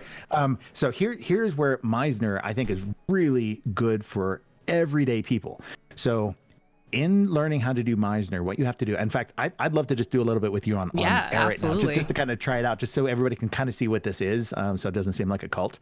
But basically, by learning how to just look at somebody and break down how they feel and being able to verbalize what you see, like, oh, you're concerned, or oh, you're pissed, or oh, you're whatever. By being able to go through that thought process. And it took me a long time to figure that out, to be able to identify the emotion and then figure out what the word was in my head and then say it, and have to do it within, within a second. It happens really quickly when you get it going, is a skill. But here's where it ties in with you guys.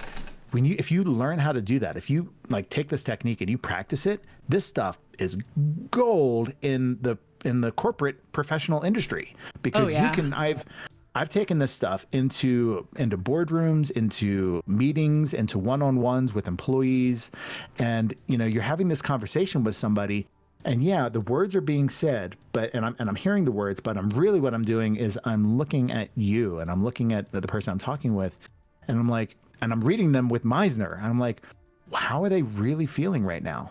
And of course, I'm not going to be like, oh, you're angry, because you don't. Meisner, you would literally tell them what you see. You don't do that because that kind of destroys things. But you do at least say, oh my God, I can tell this person is really they're really sensitive about this subject. Okay, so you internalize that and you try to strategize. Okay, I need to make sure that what I say is said very carefully and with graciousness. Or you tell somebody is like really, I had an employee come to me once, and he was like really upset, and I could tell he was about to cry, it was right there, but he was doing his best to we call it masking in acting, right? We try to mask our emotions. We're trying not to show what we're doing. He was masking the shit out of everything that was happening, but I could see through it, and I was like, dude, okay, what's going on? You're obviously really upset. And as soon as I kind of acknowledged how he was feeling, it's like, oh man, it just gives people permission, because we feel like we have to put up this wall, and in professional society, and no, we just need to say the words. We can't show emotion because that's unprofessional. But I think that there is a certain empathy that is lacking in professional society, because we feel like we have to be these complete stonewalls. And then because we strip all the empathy out of it, like we feel like we have to be robots. And I'm like, oh God, that kills me. So anyway, I try to bring a little bit of that back into my professional life. Yeah, I feel like it's especially helpful too, because I feel like a lot of us have a tendency to be so inward focused and not just in like we're selfish, but it's like we're so concerned about how people are perceiving us that we don't perceive them, and like it's so important to be able to understand body language. And it makes me think about like the times that I've been in an uncomfortable situation where I'm very evidently uncomfortable, but the other person doesn't pick up on that, and I'm trying to be polite, or vice versa, and like knowing the signals that other people can pick up on, or that we can pick up on, or like you said, if you say something and you can tell someone's sensitive to it, figuring out how to, okay, so we're gonna maybe avoid that topic, or figuring out how to understand people, or in situations like make people comfortable, which I feel like it's hard for me to read podcast wise, but I always try to make people feel comfortable. And if I notice like hesitation when I ask something, I'm like, okay, we're going to pull back on that, it's helpful people skills, and it is the idea of like active listening, I think, was one of the most important things that a lot of things from acting actually apply from acting to life. I feel like I did a whole thesis I was in the honors college at my school, and we had to do a senior capstone, and it had to be interdisciplinary, so mixing different areas of study. So mine was why I feel like basic level acting should be a general education course on a pass-fail basis, because it teaches empathy and public speaking skills, and just because I'm constantly amazed when I learn new acting things about how much they apply outside of acting, like you were talking about, like in business, if you're interviewing someone or you're being interviewed, I think being able to pick up on what the other person is putting out is very, very helpful. Now, the downside of that is, well, with acting and whatnot, is that like, doing Meisner, it basically gives you permission to express emotions, right? I mean, that's one of the permissions, like, hey, what happens in Meisner stays in Meisner. And like, if you need to yell, if you need to cry, if you need to, do whatever, just let it happen. Because by holding that back, you're actually hurting the person who's trying to work with you. Yeah. Because you need to feed them stuff so that they can feed you, and then, it goes. Yeah. So the downside to that is, I can be overly emotional about things. And that always comes up on my performance reviews. Webb's a little sensitive and can be a little, emotional when confronted with blah, blah, blah. And I'm like, guys, comes with the territory. I'm just saying, like, do you want the emotional director that is a robot, or do you want the emotional director that cries when they tell you that, anyway. Yeah. So yeah, some of the skills wouldn't transfer as well. I think I was in the middle of a Meisner class when I was sitting with one of my friends, and I don't know, I think I was really tired that day. I was with my best friend, like she was my roommate as well, and her boyfriend were fighting, and we all went to go get food or something, and I'm sitting in the car, and I literally just go, I'm uncomfortable, and I like just said it without thinking about it, and then I was like, awesome. Oh my God, I'm so sorry, like it happened, and then I was like, okay, I need to work better at turning off the Meisner in certain social settings. Yeah, that's right. You need to be able to control it. That's the key. Yeah. Oh my gosh. Yeah, because I do that on my stream, and I acknowledge it when I'm doing it, because like I'll be playing a game and I vocalize how I'm feeling in the moment. I'm like, this game is pissing me off. This is frustrating me, or like, oh my gosh, I'm getting tingles right now. Oh my gosh, I've got the chills. Like, I just like, it's almost like a reason to practice these skills of like identifying with what's going on, but to a fault, which is, you don't want to be in the car. I am uncomfortable. Yeah. Like, it's the number one way to make an uncomfortable situation even more uncomfortable. Oh my God, I wish I could have been a fly on the wall. That must have been. Oh, Zora, I'm sorry. I just glanced up. Hi, Zora. I see you in chat. And yes, Red Dead Redemption 2 flashbacks. I was playing Red Dead Redemption 2, and holy shit, I have never felt like throwing a remote control across the room stronger than I have when playing that game. It was just so frustrating. Like the actual controls, like trying to get the guy to do what I wanted the guy to do. It's just so frustrating. And I was just screaming at the game developers because that's kind of what I do, is like I talk about the game and the quality of it or the lack thereof. And I'm just like, oh my gosh, I was so pissed. Yeah, there's many clips of me like screaming at the freaking game, expressing myself. Yes, I was expressing myself while playing Red Dead Redemption 2. So there's that. Oh, wait. There it was. There's the, all right, where are we? 8:17. Really close. Wait, no, wait a minute. It was 50 and 20. No, that was 30 minutes. No, we're at 10 minutes short. Okay. Nah, see, it blows the whole... It's because we pushed through the next one that was coming. You're right. Yeah, we did. We artificially altered the first one, so there's no saying what will happen now with it. Oh, Zora, I love you too. My community is so awesome. Every time they show up anywhere, I'm just like, oh, I love you guys. Oh, so much fun. All right, let me see what. All right, so that was my first question I had for you. I've got just 10 more, and then we can get out of here. Also, though, I just want to let you know that I do have a section of questions that my mods are accumulating. So it's it's like chat questions as well. So I mean, my whole thing is I have questions that I can't ask, but I'm kind of go with the flow as far as everything. I don't know what your time constraints are today. I have none. So okay, well, if we talk till midnight, I'm fine with that. I'm gonna say I'm here as long as we don't have a prolonged lull, or we don't get tired. Okay, cool. Right. So yeah, I have no specific set of way things have to go. I'm genuinely enjoying the conversation. So yeah, this is super fun. Yeah, I love talking to people, especially about stuff that, like acting and things that I know that I'm like, oh, tell me about your experience with this. Like, I want to learn what other people's perspectives are on that. So super cool. But all right, let's get into some of those questions. That could be cool. Yeah. All right. The first one is from my mod Cowboy. He asked if you have a favorite pizza place. Actually, more recently, yes, Mod Pizza, which is right down the street here in Louisville, where you go and they basically have the bar and you say, I want the medium size, and then you put any toppings you want on it, and then they cook it, and it's exactly your size pizza, exactly what you want. Oh, yeah, now I want pizza. It's popular with the kid. Oh, pizza's so good. Oh, here is this is the question my mods ask every podcast. If you're making a bowl of cereal, do you put the milk in or the cereal first? Cereal. Okay, good. We've had one person answer milk first, and it's just not. Yeah. No. So now I'm gonna question this every time I make cereal. Now I'm gonna question. Yeah. Wait, why am I putting the cereal in first? Do I need to reassociate? My guest last week, the way that she explained it is because of the buoyancy of cereal, right? When you pour the milk in first, it's just gonna sit on top. Versus if you pour the cereal in first, the milk will go over all of it as it floats up. That was the actual scientific sounding explanation that I got.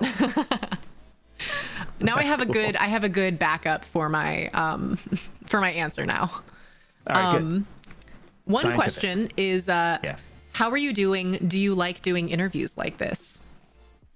So that is from This World Sans. Oh, cool.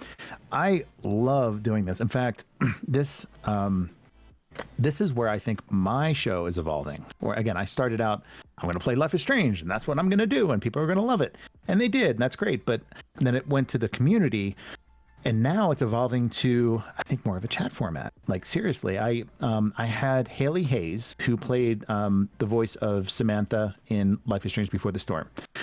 So I had her on my show last Tuesday, Thursday, anyway, last week, and she was amazing. Like I'm like, oh God, this is what I need to be doing. I need to be talking with other people, specifically actors that are in these narrative adventure games, because this is where it's at, like hearing their experiences, just getting to know them as people. Again, like not just talking about the acting, which is fun to talk about that too, but like, what are the other things that this person does? Because the way that I explained it on stream last week was, people are like icebergs, right?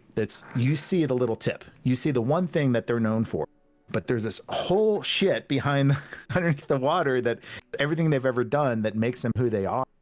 And I want to know what that iceberg is, because you can try to recreate the tip, But, without that foundation, without all that other stuff underneath, that tip never would have come up. Yeah. So anyway, that's what really interests me, is like understanding where people come from and like all those other things about their life, not just that little tip.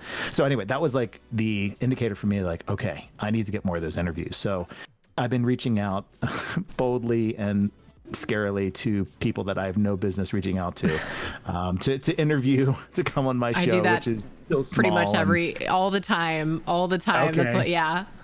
And honestly, though, sometimes you'll be surprised by the people who are interested too. You gotta kind of take a chance sometimes, and it, usually works out. I mean, if it doesn't, sometimes people are busy, but that's fine. I mean, I'm like, okay, well, I have like game directed a game, and I performance directed this game, and it looks like it's going to be good and whatever. So I have creds kind of, but I don't have, a lot of a following yet. So, somebody looking into me, 400 followers or something. I'm like, do I really want to go on this guy's show? Like if I were them, I'd be like, would I go on this person's show or this person who's got, 20,000 followers? I'm going to go on that guy's show. But anyway, so I'm reaching out and doing some more of that, trying to build that up, because I think that would be fun. I think that would be something that people would be interested in seeing, I think. I don't know. Yeah, I mean, anyway, I would love to watch that. So long answer to that short question, which is yes, I like this format. I like this, and I love talking with you, and I want to do this more. Yeah.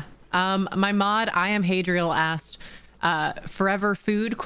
So if you could only eat one thing for the rest of your life, what would it be? Oh God, that's a good one. I don't know. I know Zora's probably going to say Cinnamon Toast Crunch, because that's the one thing that I always joke about when I'm on a channel. I have a box of Cinnamon Toast Crunch off camera, but that's just kind of a guilty pleasure thing every now and then. I think it might be pizza, but I'm thinking about that, and I'm like, no, that's not going to be pizza. It could be chips and salsa, honestly. Ooh, it's a classic combination too.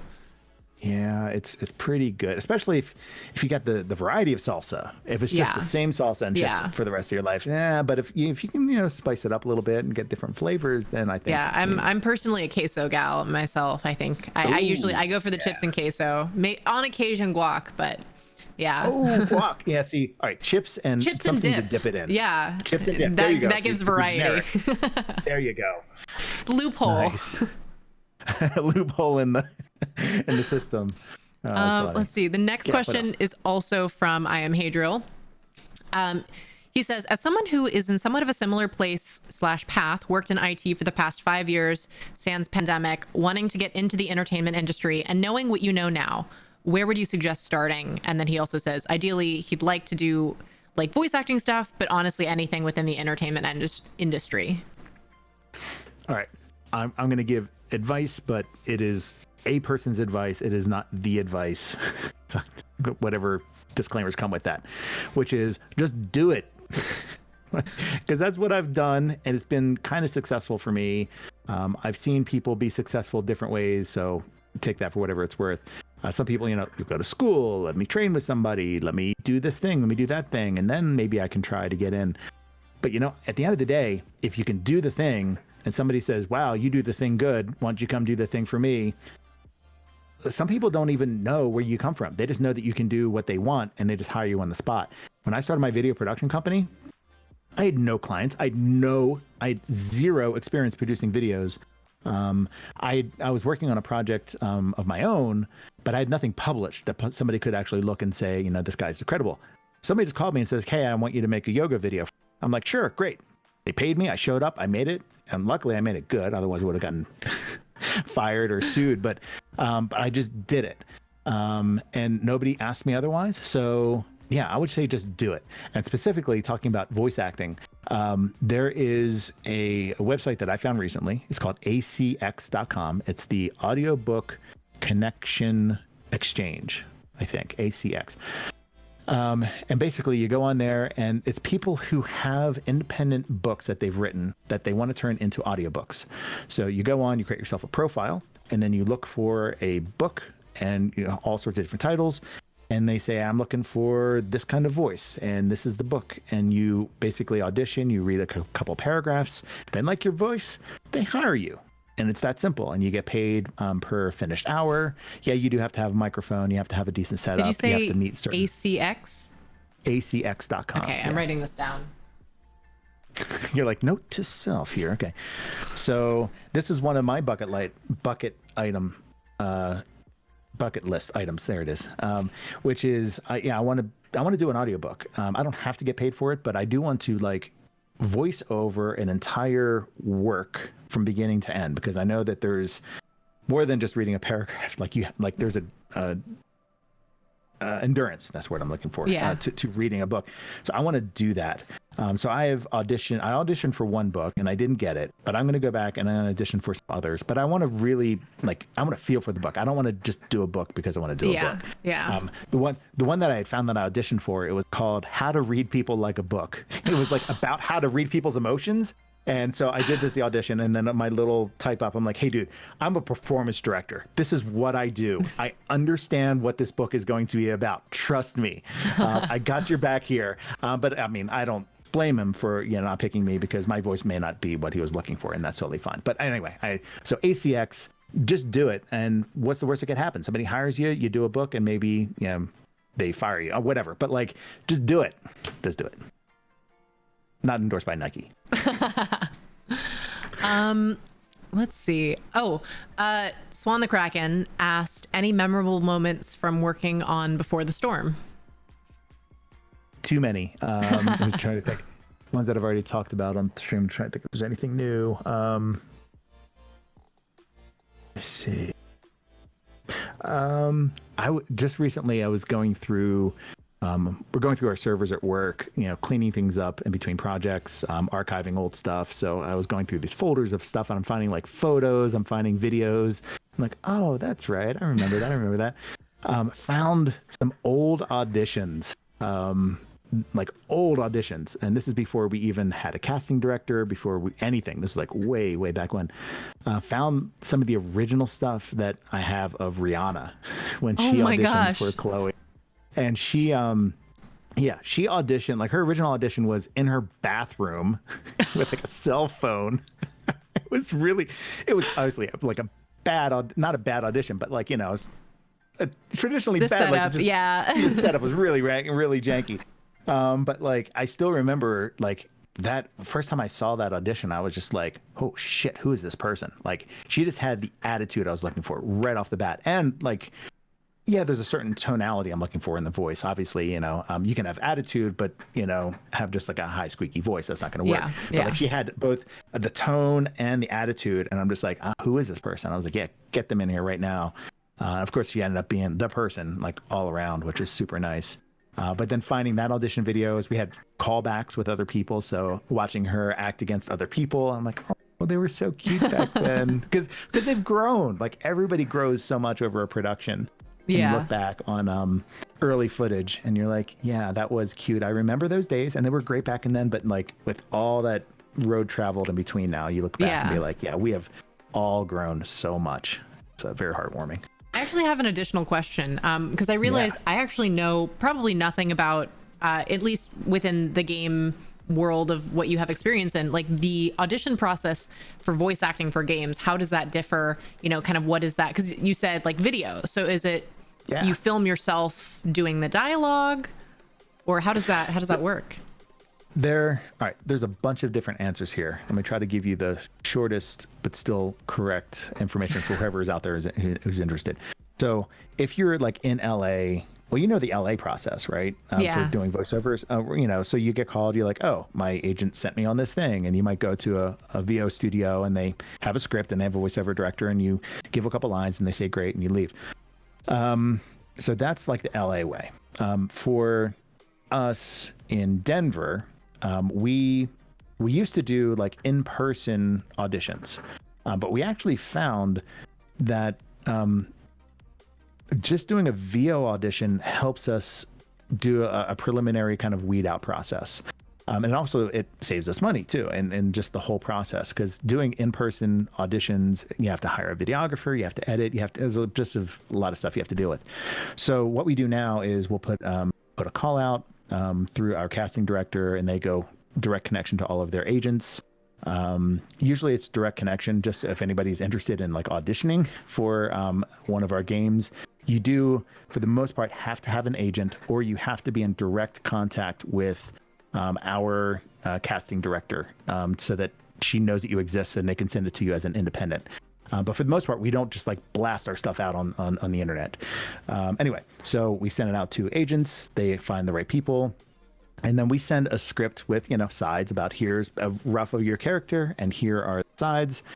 They just record with whatever equipment they have, their thing. We receive it. I listen to all of the VO sessions, and, I have a yes, no, and a maybe pile. And, I have kind of a rating system. But what I'm looking for there in that initial audition is just two things. It's, first of all, are they believable? As a real person experiencing this actual moment? Do they fit the artwork that we have designed? Because our process is different maybe from some of the AAA games. So we actually design our character independent of the actor. Okay. So we have artists that draw it up. They design, like, oh no, I don't like their face looks funny. Let's separate their eyes out. Let's make their lips bigger. We design people's faces. And then I need to listen to the voice and say, oh, they're really believable. But when I look up at the concept art, like, nope, that voice does not come from that body. It just doesn't. We all have a certain ability to do that, to be able to pick out a voice and who it goes with. So it has to kind of meet those two criteria. And then whoever makes it into the yes or the maybe bin, I'm a big underdog person. I love picking people that I'm like, you know what? I don't know, but I want to give this person a shot, because there's been so many people throughout my years that have given me that shot. I just want to find somebody who's the diamond in the rough that is just, may not audition well, but actually ends up being the superstar or whatever. So I'll pick some people that I know are like shoe-ins, and then some people that are, maybes. And it always surprises me. My like shoe-ins, I've had shoe-ins where like if somebody held a gun to my head, I would just say, hire that person. That is the person for the game, or that's the person for the project. And they audition, and I'm like, oh my God, I'm so glad that I did not cast them, because there's just so much more than just the final result, at least in my book, right? We do, we work with our actors. I do, on set for auditions. We go over that. We do the scenes many times. I give them direction. I get to know them a little bit, because it's not just, can you deliver the performance? You have to work with me for like 2 years. So it's gotta work. Like, we gotta find common ground. I have to understand you as a human, not just, can you give me the words on the page? So I've been always surprised about actors that are good as an audition, but then just don't do well. They do go on the first audition, but when they actually do the callback, oh, that's not right. And the opposite, where I'm like, they're a maybe, and then they get on set, and I'm like, I'm digging it. Like, let's just keep going. Like, and I could tell maybe their confidence is off, but like, let's keep working this. And they keep finding it. I'm like, keep going there. It's like gold mining. I'm like, just go on. And then finding those people that are. So that is just really enjoyable to me. So that's probably way longer of an answer than you. Oh no, I mean, that was really cool to hear also, just because it varies so much from the standard like go in, read some stuff and leave kind of thing. That's very, very cool. Thank you. So what is your audition experience like? What? I mean, I haven't really done a ton of voiceover. I got a few, so I'm kind of bopping around. I have a manager right now, but I haven't been able to get an agent for the life of me, because I graduated in the pandemic. I was lucky to get a manager. Thanks. So I had an agent when I was in Texas, and I did a lot of commercial auditions. Mm-hmm. I did a few self-tape for, theatrical TV stuff. I don't think I ever ended up really going in the room. At that point, I had an LA agent at one point, but then they dropped me because I went to college instead of just acting. Right. So my in-person audition experience was more, I guess, commercial. And then like school plays, like at my university when we auditioned for, I didn't get cast until I was a junior, I think, actually, in any of the stuff at school. So I've done a little bit of that. I did one in-person audition for my LA agent at the time submitted me for a K-pop musical, and I'm not Korean. at all. It was very uncomfortable. Because they looked at me like, "What are you doing here?" And I was like, "I'm sorry, I don't know." It was very uncomfortable. But yeah, so then I've done mostly self-tape stuff, especially because my manager will send me a little bit of stuff here and there. But it's typically not what a manager does so much. So I had like 2 different things that I recorded little voiceover things for, I guess, from my Texas agent before I stopped working with them. But I haven't really done, at least voiceover audition, I don't have a ton of experience with. Yeah, so I'm still working on it. Have you experienced the true LA audition? As far as, not in that regard. Okay. Because I did another one for a small project, but it wasn't at all the like standard experience, I guess. Right. Because I understand why they do it that way. You're in LA, you're in the town of, talent, basically. So you want to burn through as many people as you can to try to find that talent. And I'm like, oh, just like, that's so dehumanizing. Yeah. I mean, I get why you're doing it, but like, to what end?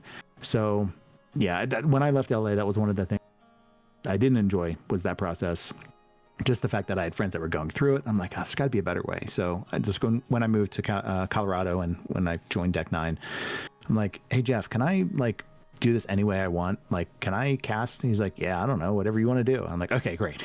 So I like casting my own way, which is, taking my time with people, getting to know them, because because people respond to when you treat them like a human. And like, hey, let's just talk for a minute. Like, how you doing? Hey, tell me about your background. Tell me about why you're excited for this job. Tell me about whatever. All right, let's work a little bit. Now, why don't you do a monologue? Oh, how do you feel about your monologue? Let's try in a different style. Like, just like play with them. Like, actors love to act. So I was gonna say, that sounds like fun. Like, you were describing your process, and I was like, oh my god, because the way that I've tried to alter looking at auditions is like, you love acting and you get to do it in front of someone else and work with someone. So the prospect of getting to work with the director, even if you don't end up getting cast, just sounds like so much fun. Getting to collaborate and get feedback and kind of play. It brings back the aspect of play that acting is. Yeah. It's what it's supposed to be. It's pretend you get to, and to actually get to do that again, and let a person do that again. Yeah.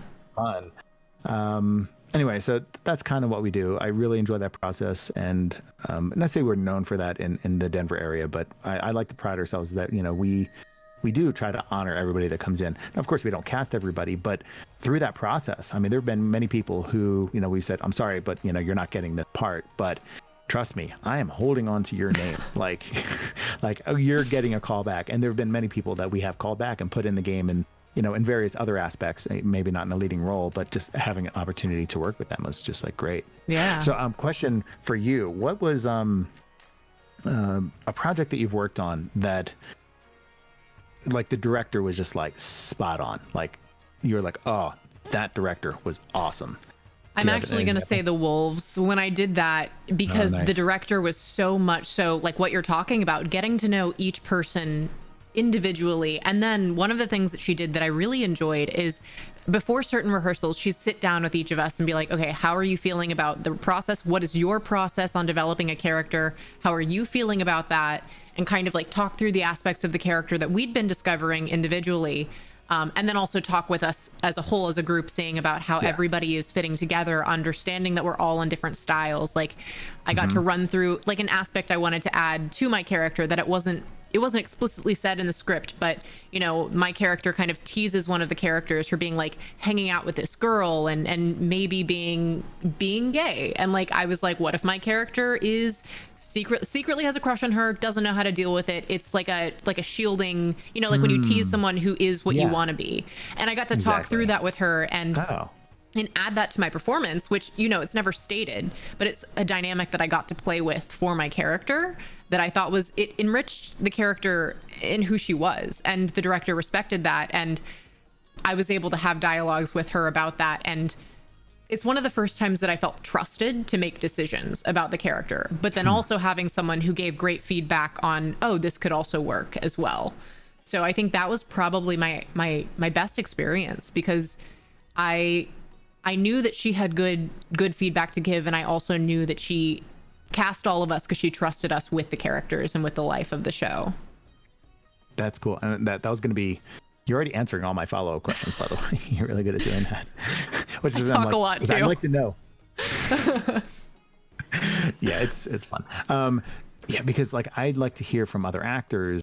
This is part of the process that I do also, which is once we cast an actor, I just go out to have lunch with them, talk to them, and answer that question, which is what director had you worked with and why were they awesome? Like what was it that made them such a good director? Because I'm always taking notes. Like, okay, do this, don't do that. And then okay, what was the terrible director? Okay, hold on a second. All right, so okay, like writing down the things like never to do.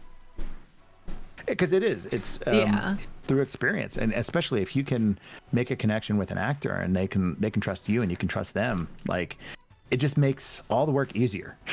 Yeah, I think that forging a really strong bond between the director and actor is probably one of the most helpful things, because you both know that you've entrusted your work with each other, and you know that each other respect it. And I think that that's so important. Yeah, that's super cool. Cool. All right, next question. Yeah. That was like an hour-long question. What was that? Let's see. Dipped in Me here asked, what's the most uncomfortable explanation you have had to do about Twitch in actual life? I think this is when we were talking about, how people perceive it. And I haven't had to actually answer that yet, but those are hilarious. Yeah. Describe your career awkwardly as like the other way of, right? Yeah. So I'll tell you the one that's on the tip of my tongue, which has to do with directing, not Twitch. So which the directing or the directing video games is like, I get paid to make people cry. I think is the awkward description of my job. So what would be the version of that for Twitch right now? I don't know. That's a good one. This is boring. I'm workshopping this right now. Let me see. Is it people show up to hear me talk? That's boring. Yeah, I don't know. That's a good one. I don't. Do you have one? What is your awkward description of what you think we do? What is that? I don't know. I yell at my computer and have friends from it. Because that's kind of what I shout. See, with any good, this is lesson 101 storytelling. This is basically you're writing a log line. And I don't know if you know, like log line construction has certain rules. And one of them is it has to be ironic. If it's not ironic, it doesn't get you. And the fact that you yell at your computer and because of that you have friends, that makes a good statement. But I just talk and, people listen. That's not ironic. That's why it doesn't work. So the more you know. Yeah, my favorite thing that I use for describing my degree is that I have a BFA in deception. I saw that. That's my go-to. It's fun. It's more fun to say that I have a degree in deception than acting. That's good. I'm going to think about that one. Sorry, I can't answer that. Who was that? Dipped in here? Yeah, sorry. Don't have a direct answer for you on that. Yeah. So, all right. What's the next question? If there was another one. I think that's all the ones that are there for right now. Yeah. Okay, cool. All right, cool. All right. Let me see. What else did I have on my list? While you're looking, when you mentioned your description of that you get paid to make people cry, it reminds me of a tweet that I saw that was like something about along the lines of like a theater student going to class or whatever, and it's like, oh, time for my daily scheduled mental breakdown, because half the time in class that's what, like, especially going to Meisner in the days that that you're about to do a really strenuous task with an extreme circumstance, you're like, all right, I'm gonna go feel every emotion that I've been avoiding lately. Pretty much. Oh jeez. I still don't know how actors do that, how they get themselves in that spot and pull it off. Such props to actors who do that. What was the hardest role that you've ever had to prepare for? I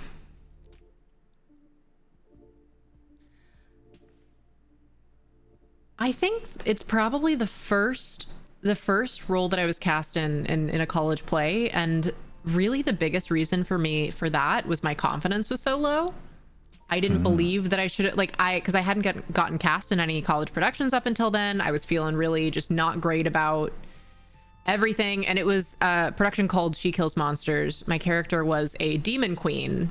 And the description of the character is just she wears a lot of leather but not much clothes. And I was really nervous about, I grew up in a Christian school where we're good kids, and I was Morticia in a play in school back then, and we sewed the top of the dress up to like my collarbones, and so that was a big challenge. And I think that for me the hardest thing about that was just overcoming getting out of my way, I guess, understanding like I needed to get myself to the point where I'm like, I deserve to be here. The director cast me for a reason, and trusting myself. I think that's, I feel like not the answer that you were going for in the, like, why was it hard, in preparing for it. But I really think that most of the for time, personal reasons, it wasn't because of the difficulty of the character. Yeah. It was personal reasons getting into, that's totally valid. Yeah. And I think that more often than not, I get in my own way more than anything else, because I'm a chronic overthinker.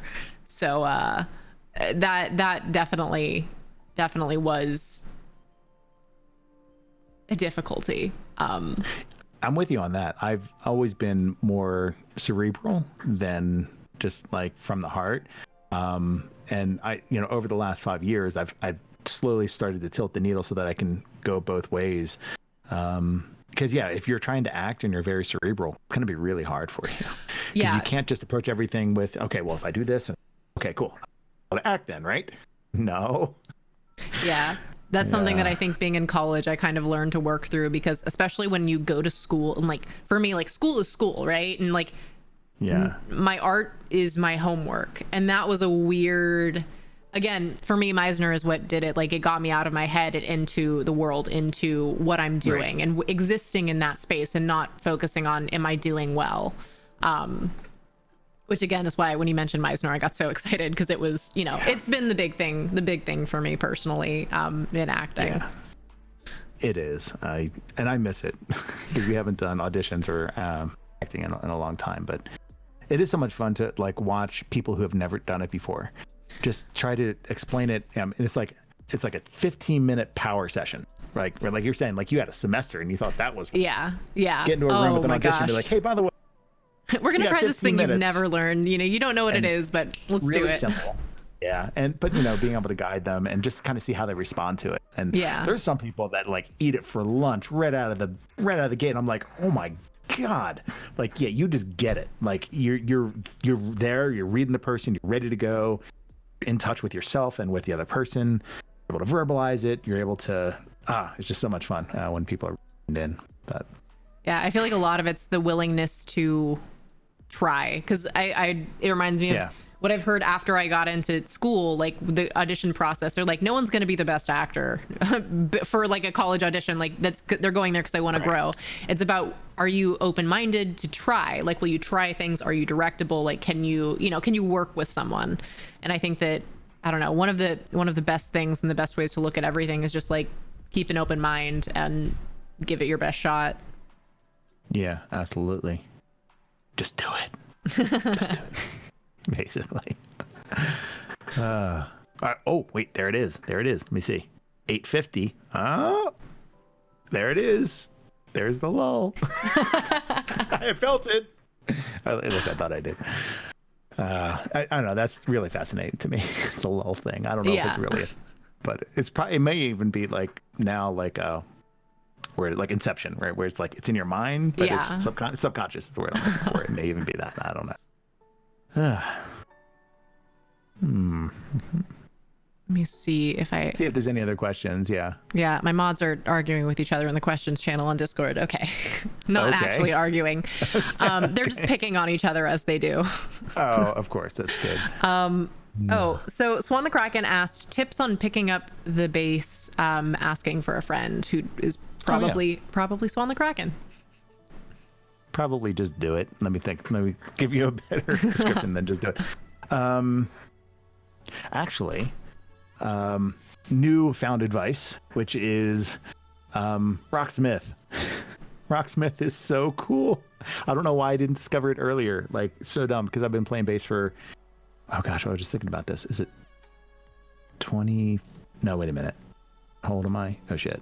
right, never mind. I've been playing for a long time, since middle school, and I wish I had Rocksmith when I had started back then, because that would have been so cool to actually have, a video game that I could play, and whatever I played, I could earn points, or I could, get it right or wrong, or progress or whatever.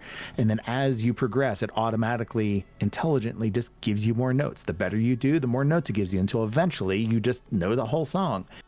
That is so cool. I've just been addicted to it this last week. I bought it like last weekend, or like 5 days ago or whatever, and I've been like playing it every night on stream.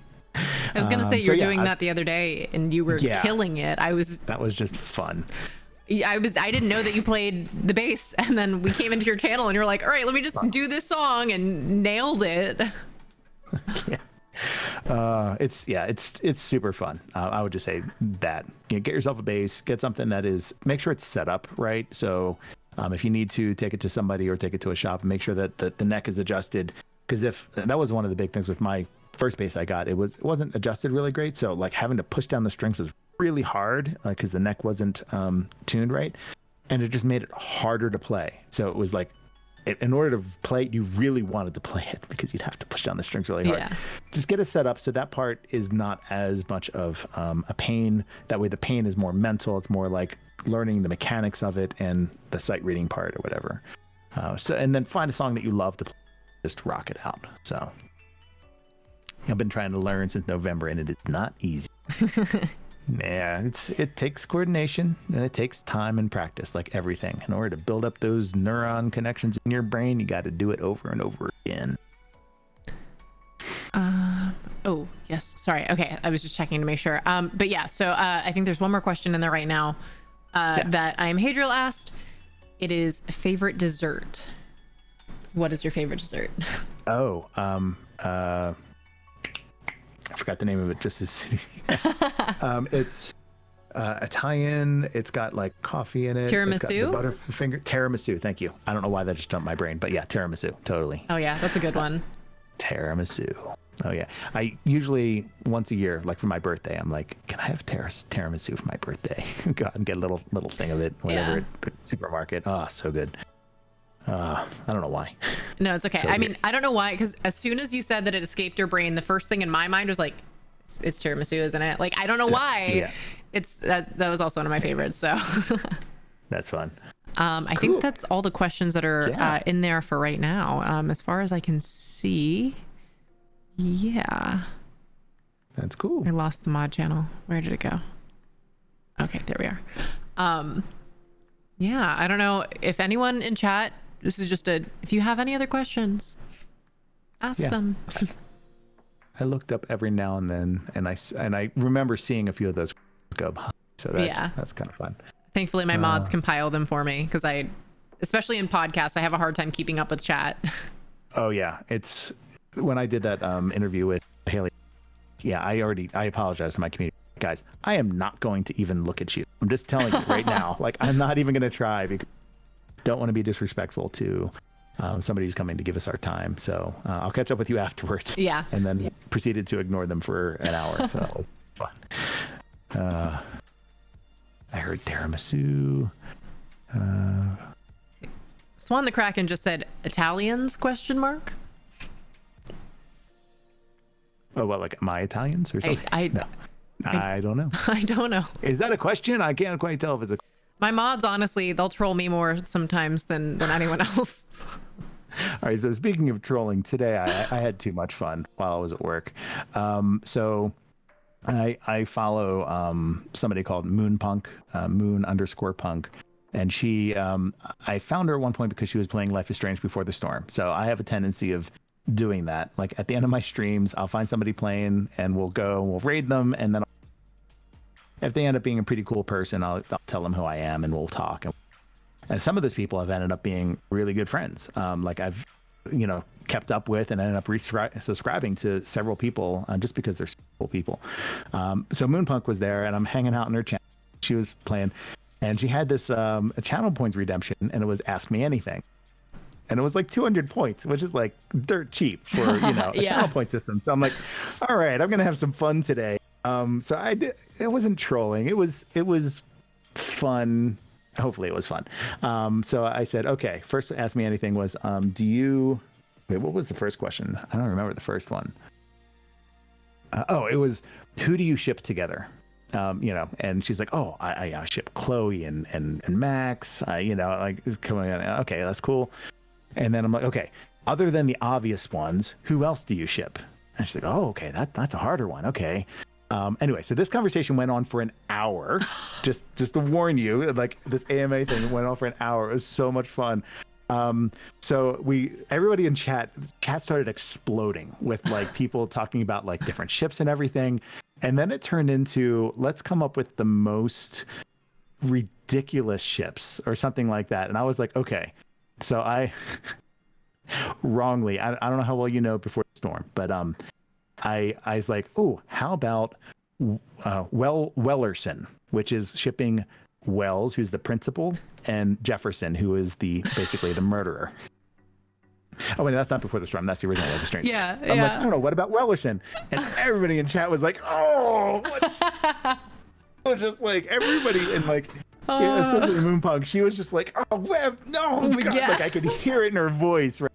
The pain. I just do it just to hear the reaction in their voice was just like worth the 200 points alone. Oh my gosh. So then, but everybody was still going nuts for like 10 or 15 minutes on this whole ship thing. And it came up like, do we ship like Bongo and Pompidou, which is like the cat and the dog in the game, but Pompidou or Bongo is dead. So they're like, that's weird. And then, so that went weird for a little while and just about dead people having sex or whatever.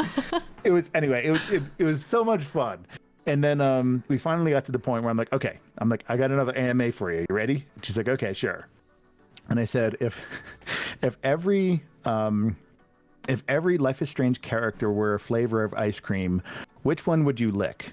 And why would it be Chloe? And this is where I wish she had a camera because she was just voice only. But oh my God, her voice, if her voice could talk, that was one of the best moments I've had in a long time. And it wasn't even on my stream. It was the best. Oh my God. She was Oh my gosh. not embarrassed. She was so like shy and bashful and like she was blushing. I couldn't even hear it, but she was blushing. This went on for like 10 minutes. She could not recover for 10 minutes from that. It was the funniest thing I've ever seen or whatever experience. It was so much fun. Yeah, I don't know how I would respond to that question. So I was doing my fair of trolling.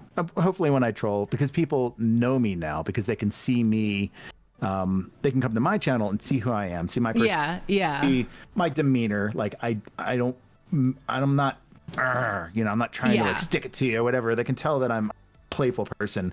So when I come to your channel, I'm in chat saying shit. Oh, Webb, stop it! Like it's playful fun. Yeah. So that was fun. Yes, that's right. Little Squirt was there. Webb, you caused chaos. Oh in my her gosh. Chat. That was great. That was so much fun. I feel like those moments are always so fun too. Oh gosh, is he 16? I don't know. I was gonna say. Oh no. Oh, so when we were done with Kelsey, well, she was like, okay, cool, I'm done. I'm getting off air. I'm like, hey, before you go, can we raid somebody? Because there's somebody else that I know that plays Life is Strange, and she's brand new at streaming, and she would love to have a bunch of new people come in her chat. So, oh yeah, let's do the raid. So we showed up over there, and she's like, oh, thanks for coming. Oh, that's, like you said, the new streamer. Yeah. A little unconfident, quiet, not sure what to say. Super fun. But then somehow it came up again. Like, hey, the question of the day has been, who do you ship? And everybody in chat was like, oh God, no. Bracing themselves. Yes, because the person that we rated, I know she is, but I know she's, I don't know, she could be under 18. I don't know. But so I was like, oh shit, no. Yeah. It was getting bad fast. So if that's Confused Cowboy, if that's what you're talking about, that may have been rated after the fact. Was definitely a lot younger. So very quickly, I was like, okay, I'm going to step away from this slowly. Anyway, but that was fun. I like trolling.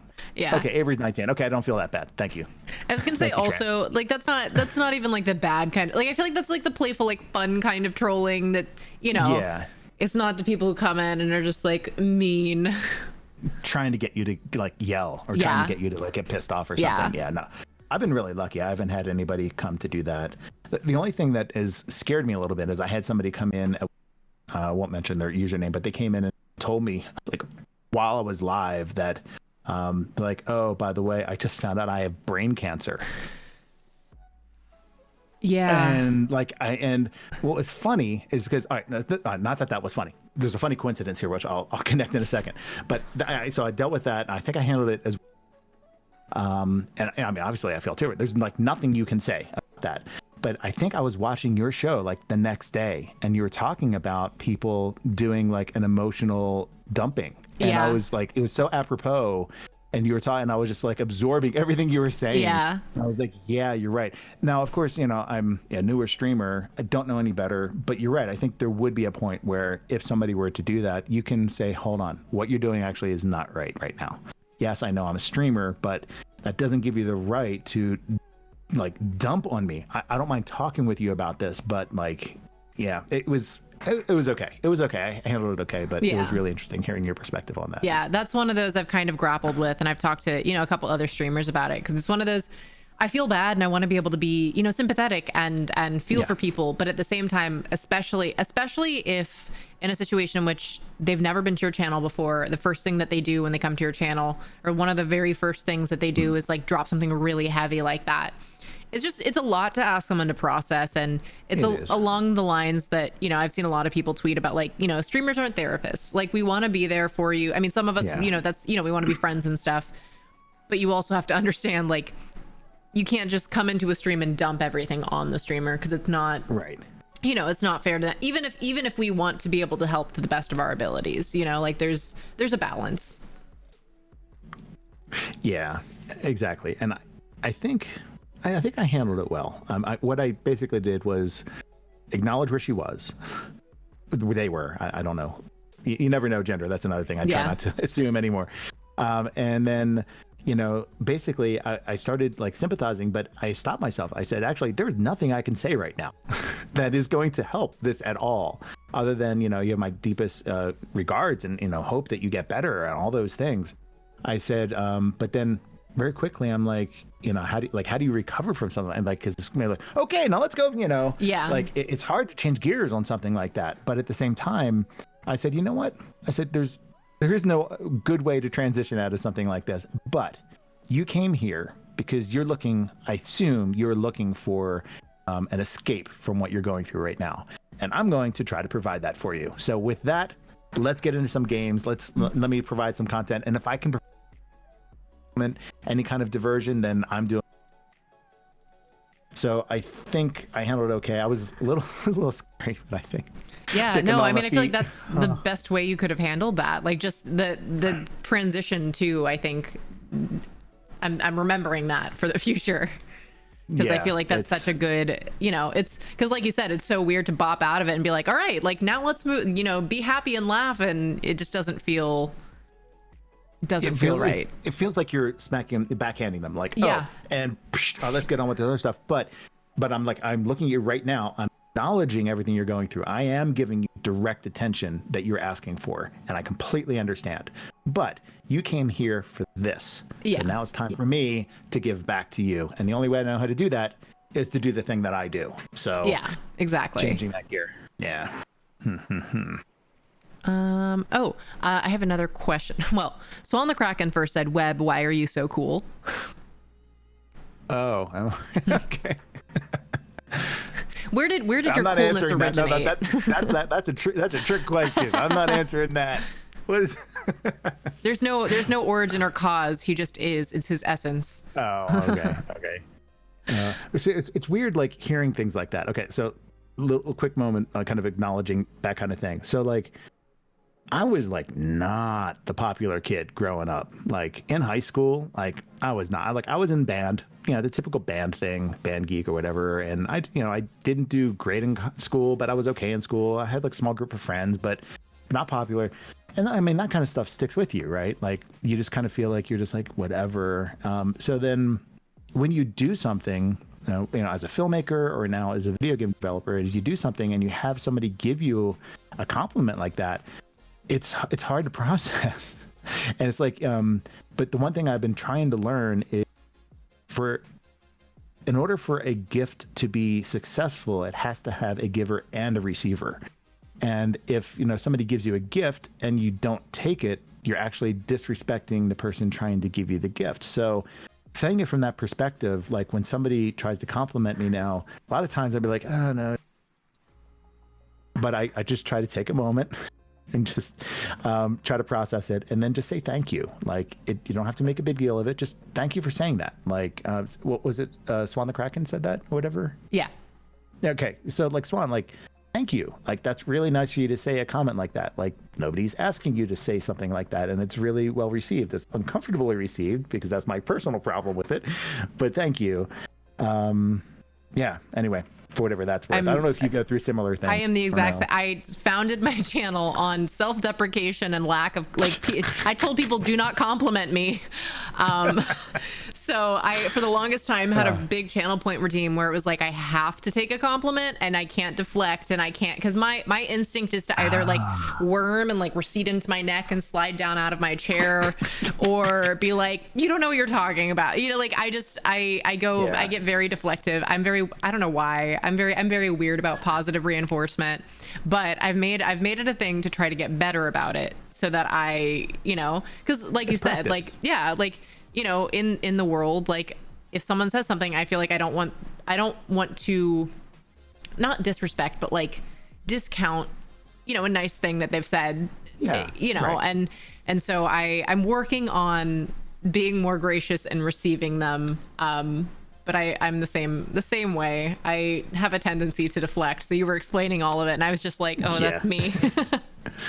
Zora just talked in chat. Yes, Zora, you. I'm looking at you all the way. Because, she compliments me all the time. And I'm just like, oh, thank you. I just have to stop, take a little breath and just say thank you. Because that's all you can do. Because my community is so awesome. So...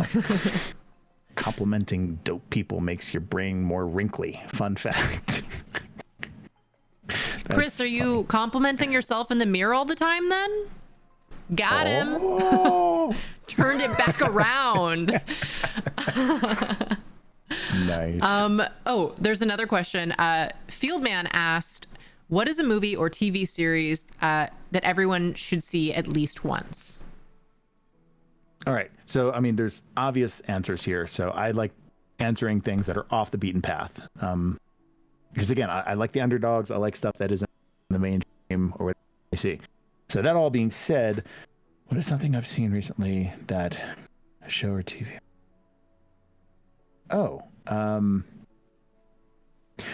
My family and I just watched Mitchell's versus the Machines. Does that sound right?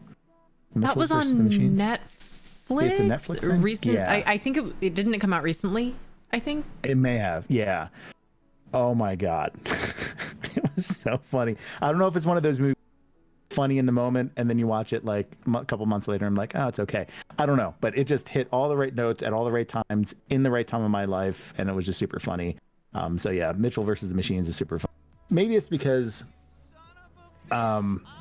it's about not say a dysfunctional family, but it's family that is, has issues, and all families have issues, right?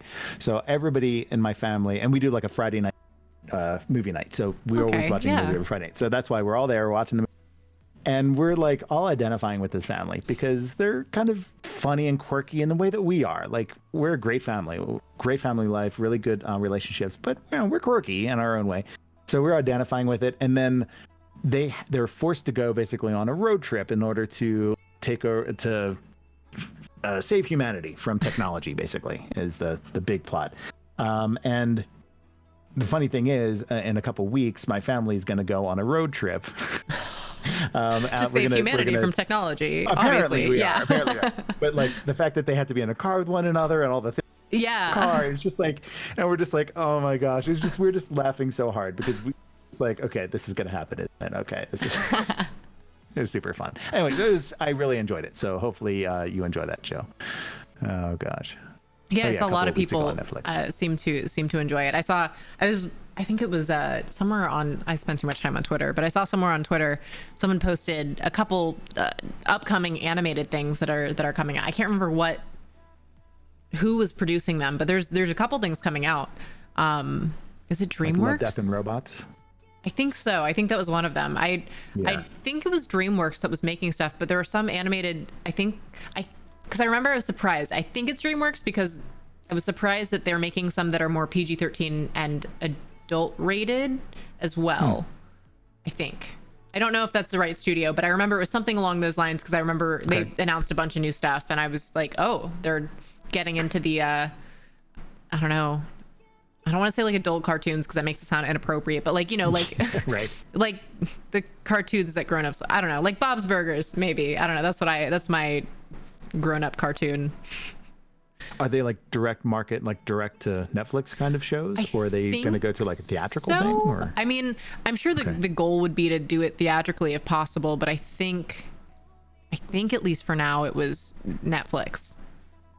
I'm not 100% on that. I glanced through the article and it seemed interesting. But that one was the one that I think Abby Jacobson voices one of the characters in that. And I watched her on Broad City, so it's cool getting to see her do other stuff too. I think she was like the daughter that was going to college, if that sounds right for the movie. But yeah. Okay. Yeah. All right, you made me think of one other ones. Sony made Mitchell's versus the Machines to answer Zora's question. Yes. Okay, gotcha. Oh, wait a minute. Sorry, I was just looking in your chat for a second. Okay, got distracted. So another show you could watch is *Halt and Catch Fire*. It's been on Netflix or whatever for years. I think they're in several seasons in at this point. I loved it because it's like a retro piece about basically computers in the 80s, like how there was like a boom, like around Apple, around the Commodore 64, everybody was building computers. And it's about this one girl. She was like a hacker. And she was like super smart and super awesome. Anyway, plot aside, the reason I'm pitching it a little bit is because in one of the episodes, they have to get a screen for their computer they're trying to build. And the only person they can get the screen from is from this like Japanese manufacturer. So they have to like wine and dine these Japanese people. Well, it turns out the guy that is in this scene, this main Japanese guy they're trying to impress, is the actor Han Soto, who plays Gabe in Life is Strange: True Colors. Oh. So it was funny when we hired him for True Colors. I do a little bit of research to see where everybody's coming from, and I'm like, oh, all right, he's got like a decent reel, and I'm watching seen that show. Oh shit, I remember that. Oh, I remember. Like he's been day players on various episodic shows, and I remember specifically that episode where they're trying to like impress this Japanese company, and this dumb American goes into the bathroom. This Japanese guy's in the urinal, and the American goes in right next to him. So do you think we can, the Japanese culture, very private, and he was completely insulted that, this American was talking to him while they were trying to pee, and completely he lost the account and couldn't get the monitor he needed. And it was really fun. But I'm like, there's my man, Han. Yeah. I feel like those are always fun moments too, when something comes together like that, where you're like, oh my gosh, I remember this. And then you get to work with them. Yeah, that was super fun. First season of that was really good. First couple seasons. What was that called again? Sorry. It's called *Halt and Catch Fire*. *Halt and Catch Fire*. I'm writing that down. If I don't write stuff down, I absolutely forget it. So. Yeah. And so that was a fun. Let's see what else is up in your chat. Oh, Duck the Duck. We were talking about you earlier. I was gonna say the username sounded familiar. Yeah. I forget what I was even saying back then. Let me see. Unpopular opinion. But recently, Sony Animation has done better in animation than Disney. I feel like Disney have been using the same models in 3D too much. Interesting. Not disagreeing, not agreeing necessarily either, because I haven't really thought about it much. Yeah, I mean, I guess when you look at more recent Disney princesses, they all seem, or I usually watch the princess movies because that's my jam. Okay. I'm not girly, but sometimes. But so I feel like when you start to look at certain animation, I think when they got maybe more towards Tangled, it's that same kind of, I don't know, I guess animation style. you can see similarities in all the faces, even between, I mean, I'm a big fan of Moana. I haven't seen Raya yet, but like looking at the facial similarities between the two characters, they seem, I don't know. I feel like I see what Duck is saying. I'm not an animation expert by any means, but I can kind of see it. I did watch, I don't know who made it. I watched To the Moon. Is it To the Moon? Over the Moon, I think. It's on Netflix. I can't even remember now who's in it, but I do. Philippa Sue, who was in Hamilton, voices one of the characters. I just remember because she sings and it's amazing. Yeah. Okay. But it was really good. I mean, I was drawn to it because it was like about like an Asian family, and I'm all about representation. But it was really well done, and it wasn't Disney, it wasn't Pixar. So yeah, it was a pleasant surprise. I don't know how many animated things outside of Disney I watch regularly, I guess. Yeah. One thing I do admire Disney for, this is going to sound weird, but like for decades now or whatever, they've actually been like noticeably telling stories from other cultures, right? Used to be white girl princesses. Yes. Right? Sleeping Beauty, Cinderella, right? Like it's all of that. And then I remember, wasn't it like Pocahontas was maybe one of the first ones where they started going to I think that sounds cultures. right. And I remember hearing backlash of like, oh, why do we want to have that story? Like a little bit of that backlash of like, wait, this isn't whitewashed. And I remember there being an uncomfortableness. And then they followed up like Moana and like, or that was much later. But they've been doing every culture. And in retrospect, it was brilliant. Well, first of all, because, it's like the world. It's not, Disney's not just America. It's like representing and entertaining the world. But in Disney World, having showcase of, of the different countries, they now have like something tied to every culture in the world. And it's like, you can go to, whatever it is, the Netherlands, and you can see, Ice Princess, whatever her name is. And you can go to whatever other country and you can see this, cartoon character. So it's like so much fun to have these stories that are now associated with the cultures. And if anything, it's a vehicle to start introducing like the core of this like white precious America where everything has to be white to other cultures in a way that they might actually listen and might actually accept it. You know what I'm saying? Yeah. Because some people are very protective over their like I want to stay white. I want America to stay white. I want, because it feels safe. It feels like, well, I know what my culture is and I don't want anything coming in. Okay, if Disney can show you a movie where this is actually maybe kind of cool, like maybe that culture was kind of neat. I kind of like that character. I like the way that.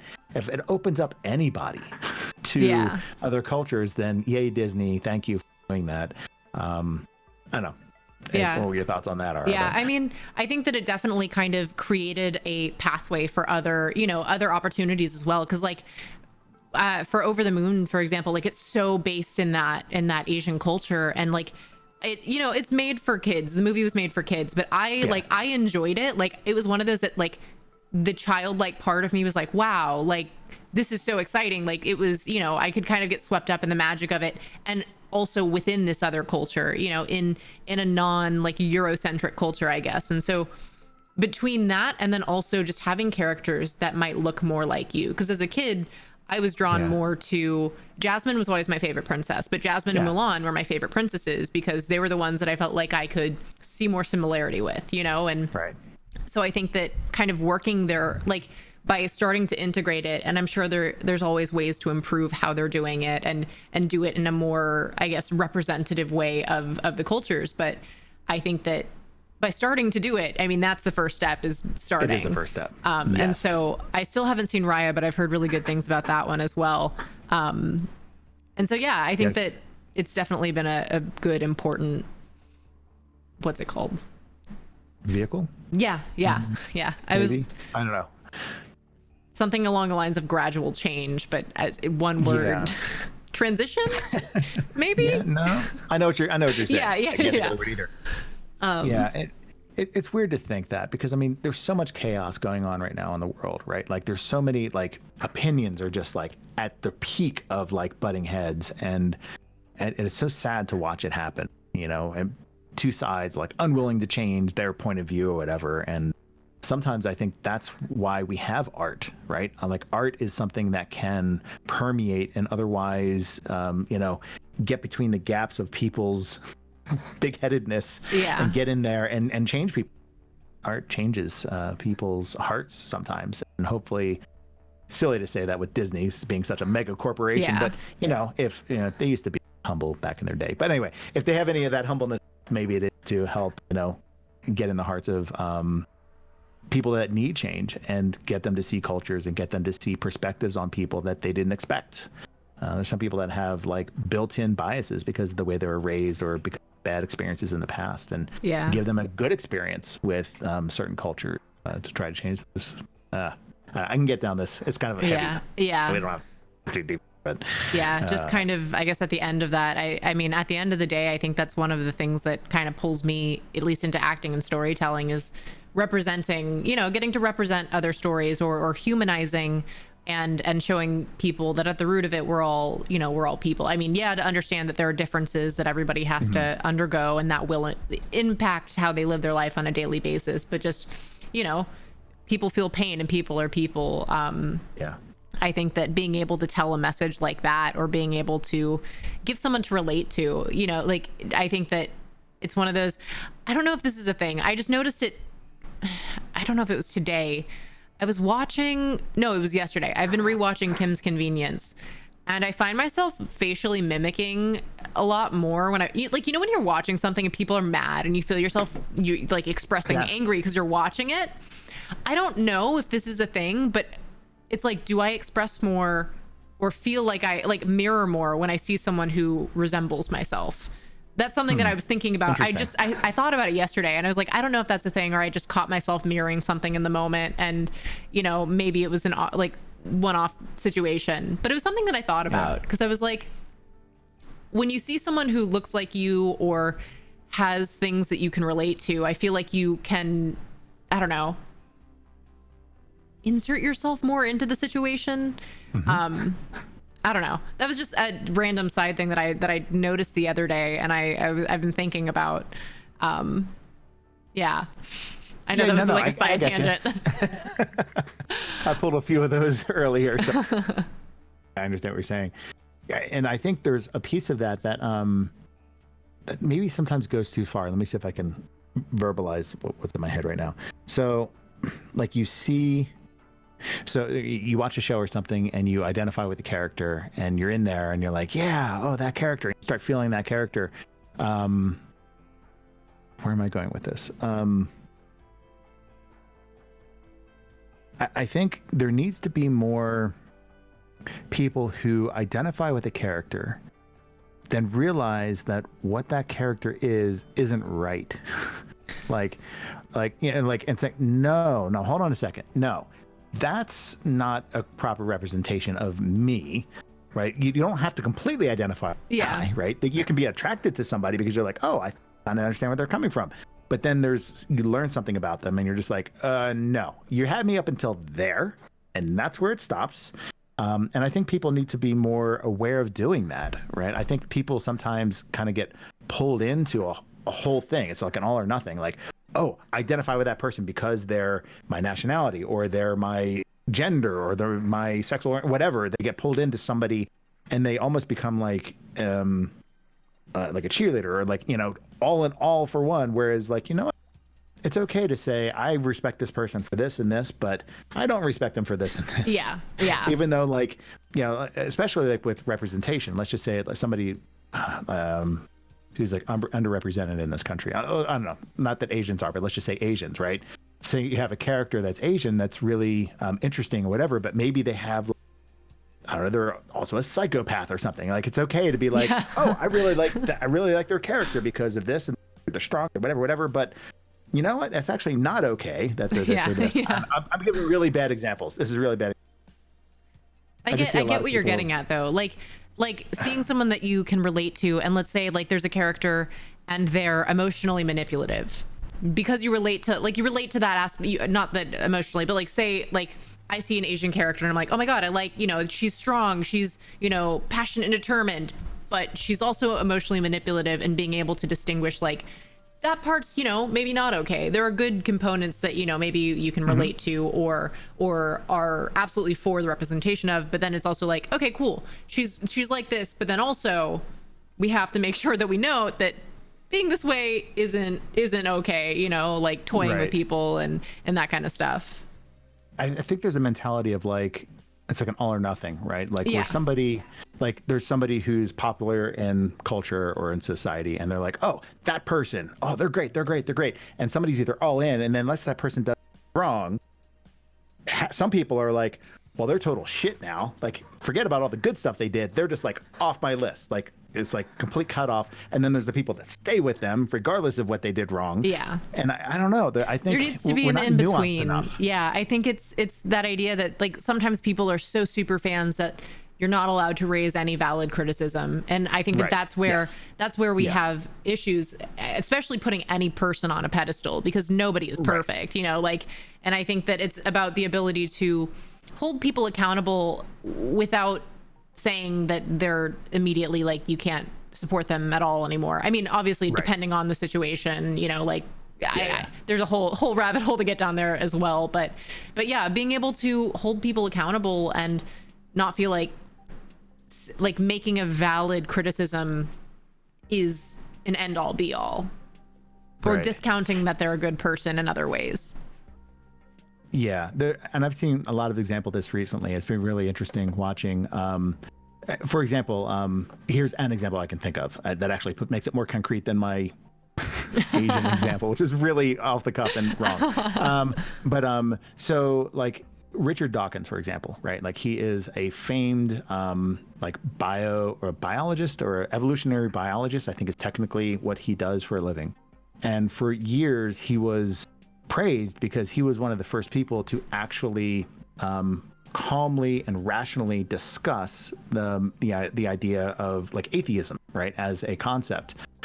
And of course, when you get in the realm of religion, things get crazy, right? So he's crazy, whatever.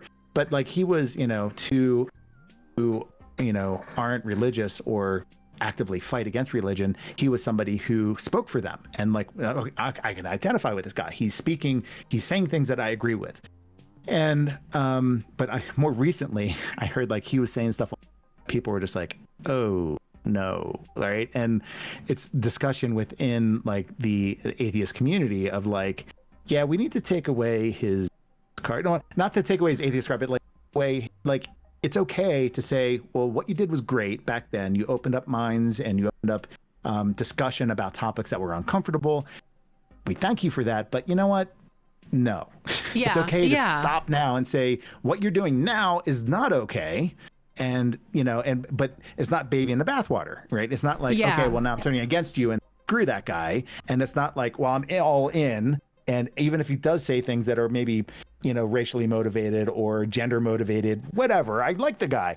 It's okay to be more nuanced than that. Yeah. And to call people out and for those pieces, not all in one.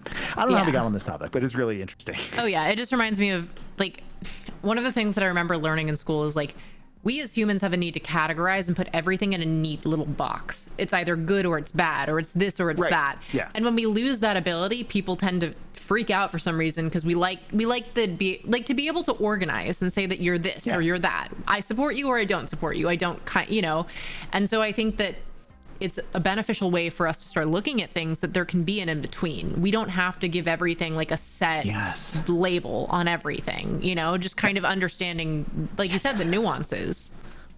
Yeah, you're hitting on a larger topic, obviously, which is, the whole, the gender thing over the last however many years it's been. And that's exactly it, is everybody wants something to fit neatly in a box. And when it doesn't, they panic. It has to go in this box or that box. Well, what if it's in between? No, it has to go in this box or that box. And that's the thing with like the gender and LGBTQ plus like community these days is like, no, you don't understand. There's just one big box Yeah. Just one long rectangle, and we're all at it. You might be on that side of the box or that side of the box, but like we're all in here together. There are no two boxes. And I think people have a hard time wrapping their brain around that. We're in this like binary society of like understanding things. It's like when people have to all of a sudden go back and rethink what they've known their whole life. Yes. They don't want to change, you know. It's that like idea that some people just can't handle change, or they're not ready to accept anything besides what they've already been told, which you know is problematic and ultimately limiting. But yeah, that's one of those that I definitely think about a lot in regard to. I know it's not so much a this or that, it's a whole, there's a whole, like you said, one big box and we're all somewhere in it. Yeah, it's overly simplified by saying there's two boxes or whatever, or however many boxes there are. Yeah, I mean, it's the same thing with religion, same thing with politics, same thing with everything. Like everybody thinks binarily in a lot of these circumstances, and it's way more nuanced and spectrum based than it's really interesting. I never really put all that together, so thanks for this conversation. It kind of gets me to figure out life now. It's honestly, I think for me, it was in the meditation course that I took was so clarifying for me, because it kind of like, it is a different way of looking at the world, in one, like a kinder way, but also in a way that we kind of take away a lot of the constructs that we use to understand everything. Because like they can be beneficial, like it can help, like that's hot, I shouldn't touch the hot stove because it'll burn my hand. But like, you know, instead of saying that like, oh, heat is better than cold because, you know, and like understanding that there's an in-between, and by forcing all of that structure on everything, it can be ultimately damaging, and we'll miss out on, I don't know, some of the richness of life and the nuance that is in everything. Interesting. Very cool stuff. There was one thing completely off topic, because I think we've pretty much exhausted this one. For whatever that's worth. Hey, Duck, I totally remembered why we were talking about you earlier. I think I saw you pop in chat recently here, so I think you're still around. I was talking about how you had recommended like a month ago that I do a cooking stream. Pretty sure it was you, and you can confirm if I'm confusing this, but I'm pretty sure you're saying, oh, you should do a cooking stream. I was talking about that earlier, and believe it or not, I've still been thinking about that. I'm like, should I do a cooking stream? What would I do? What would I make? I've been thinking about that. So anyway, just thinking about you, just letting you know that. You should try the baking stream. Do a great you can do a before the storm character. If you get the right icings, the coloring, you can just decorate it on top. Oh, I see. Okay. Or just decorating a cake is fun, because you just kind of, you either you have a design or you freehand it. Like it's a fun trial and error process. Oh no, it wasn't you? Are you sure? Oh no, I don't remember, to be honest. Okay. That's fair. Now I'm gonna have to. All right. I'm gonna have to. Every day on the stream, you're gonna have to ask who said it. Was it you? Did you want me to do? Wait, who was it? Oh God. Title that your stream until you find out. Every stream is who suggested the baking idea. It was really weird, and you probably went through this as well. But like for the first, it took me a while to really understand the personalities of each of the people that are in my community. Like we have like Salver, and then there's somebody else who has a very similar handle that starts with an S, and like I was confusing them for a while. And anyway, so just like understanding the nuance of, okay, that's you and that's you. Okay, I know you're from, I background about you. And then because over the course of, you know, this last month or so, like just getting to know everybody, I'm like, now I'm like, okay, I know who you. Like, whereas I probably could have confused, you know, a month ago, like two people, because it was all one giant mush in my brain. It's crazy when I think about like when I first met, you know, some of the people that I hang out with all the time in stream, like, you know, especially my mods. Like I remember like the early interactions with them. Honestly, a lot of my mods not made fun of me, but like playfully made fun of me. And then I was like, all right, let's mod you. I don't know what my thought process is. It's that whole I'm not great with positive reinforcement. You're trolling me. Here, be a mod. But like respectfully trolling. I'm Hadriel's like, what, me? Yeah. No. Never. Nice. It's always crazy to look back on, because once you know them, like, you know, they're your friends, you spend a lot of time with them. Mods are troll. Happy birthday? It's not my birthday. It's a joke. It's Oh, a joke. okay. It's All okay. right. See, all right, that's evidence of the trolling that probably never as ends. evidence. Oh, there it is. Okay. Yeah. Do I need... yeah. Well played. Well played. Yeah. I gosh. saw it and I was like, again. See, I appreciate a well played troll. That was well done. Oh yeah, it came. Someone showed up in my chat one day, had never been there before, and kept doing like 10 bits and saying happy birthday just over and over. And I was like, it's not my birthday. What's going on? And for a while after that, every single day that I streamed, everyone would say happy birthday, and I was like, it's not my birthday. And I had to explain to new people who were confused that it was not my birthday. Oh my gosh. But see, I think that's half the fun of streaming, right? Is like having weird things happen, because it's, at the end of the day, it's entertainment, right? Yeah. It's like, it doesn't matter what happens. It's what you do with it. It's like, somebody just stuffed you a softball, like, hit it out of the park. Super fun. Deletes happy birthday message. Duck, behave. Okay. Oh gosh. Super fun. Super fun. Cool. I don't think I see any more questions right now. I mean, we've been on for what, like 3 little over 3 hours. 3 hours. What the hell? Yeah. All right. What if you got gifts? I mean, Mur, I would not say no to gifts every day. If you want to say happy birthday and follow it up with a gift, I'm not going to say no. But yeah, I don't think, unless there are any other questions that chat has, I don't think I have any other. I mean, I always have a list of questions just in case I run out of things to talk about, but I've had plenty. Was not the case. Yeah. I was gonna say, this has probably been the most engaged I've ever been in a conversation or in a podcast, I think, just because I'm super fascinated by all the stuff that you're talking about, and you talk so passionately about it, which I appreciate. I mean, that's my favorite thing, is watching people talk about what they're excited about. So yeah, it's almost to a fault. So yeah, hopefully I didn't bore everybody to death with my story at the beginning, but no, it's super fun. It was, I think one of my favorite things about getting to do the podcast is hearing so many different stories, because there's so many different people all over the world with different stories about, how they got from where they are, or to where they are from where they were, and just the process of getting, I don't know, life stories are interesting to me, because, you can't plan them. You can't say, like, it's always a surprise. And yes, I enjoyed it. I was not bored for a second. Good. Oh, good. Okay, good. Yeah, and I agree with you. That's why people are just generally interesting to me. So I do the same thing. I love talking to people to see what's going on. Don't worry, Webb. This was hella interesting. Love listening to people. Cool. And happy birthday from Merbakes. Of course. Oh my gosh. Maybe it is my birthday. I don't know. Oh, that's fun. Oh gosh, yeah. Streaming is such a blast. It's so crazy. I'm still trying to figure it all out, but it's just been a wild drive for me the last couple months. Yeah. How are you adjusting just into streaming? You're probably getting a little bit better settled now. Yeah, settled is probably the best word for it.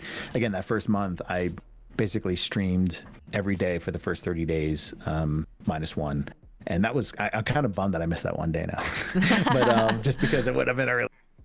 But it was crazy. But it was definitely the adrenaline. It was definitely the honeymoon portion of it. Okay, slow down. I need to pick a schedule. That's why I'm just I'm just going to do Monday, Wednesday, Friday. I'm going to take the weekends off, and then maybe a special one, Tuesday or Thursday throughout the week or whatever, do something special. It's been super fun to be with you today. So appreciate that. Yeah. No, I appreciate you being willing to come on and talk about everything that all of your experience and all of your, I don't know, ideas and opinions. And you are a very, I don't know if I could describe you as a person. I want to use the word vivid. Like, you give a lot of really good details, and you have a very vibrant personality. And I just really appreciate, I don't know, the warmth that you bring into the space. And, I don't know, like I never felt uncomfortable, or like I had to push, or I never felt like, oh God, what are we going to do next? Like it was just very natural conversation. And I appreciate only 3 that. Times. Yeah. Only 3 lulls. Only 3. And that was perfect. I never felt worried in the lulls, because it was like, all right,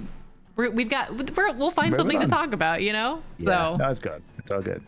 Yeah, super, super awesome. I appreciate you having me on. And it was actually quite surprising because, when you rated me that day, I was like, shit, like, is this person bringing all these people to my channel? I just started. How did people finding me? I don't even know. And you're like, you want to talk to me? I'm like, again, it's that like kind of this self-deprecation thing where you're just like, really? Oh, you want to talk to me? Okay, if you want to. But I'm so excited today. I'm looking forward to it for a couple weeks now, wherever it's been. I was going to say, whenever you emailed back that you would, be interested, because like I said, I always assume that people either don't know who I am or think that I'm weird or wouldn't want to talk to me. So whenever I send messages about like, hey, do you want to do the podcast? I am always surprised when people say yes. And then you came back with such amazing, details and, just all the things that you mentioned. I literally, when I was sitting in the car, was like, oh my God, I cannot wait. And of course it was weeks out scheduled and then I had to wait. But yeah, it was even better than I could have imagined. So thank you for your time. Actually, so before we kind of close out and everything, is there anything that you want to promote? We do have a command in the chat. If you do !guest, actually Hadriel just did it. It's a link to Webb's channel. Please go follow him. Go show your support. He is an amazing human, as you have seen here. And follow him for some good time, for some good bass music, for game playthroughs, and just general fun commentary. But if there's anything else you'd like to promote, go ahead. Let me. This is the part that I'm so bad at. That's one of the reasons I left LA. Is I suck at self-promotion. I'm just like, I do my thing, and if you want to hire me, great. Anyway, so all right, I'm gonna try to put on my big boy pants and promote myself a little bit. Okay, so yes, please stop on my channel, which the link is right there, and I stop by if you want to just hang out. I don't know what I'm doing, but I want to figure it out together with whoever wants to stop by and just have a good time. I want to play games, play bass. I want to do stuff I enjoy. I want to have good just heart-to-heart conversations with people. I want to get to know people. I want to see where it takes me. It may not take me anywhere, and that's fine too. But I want to do it with somebody that's going to be cool, like you guys out there, hang out, talk and stuff. So anyway, that's not even a promotion. I don't even know what that was. He's amazing. Go follow him. So thank you so much. I really, really appreciate it. If you want to say goodbye to everyone, I will transition us over so that I can say goodbye to you formally. And okay, cool. Yeah. All right. Well, y'all have a good night, and hopefully I'll see you on my. Bye. Thank you.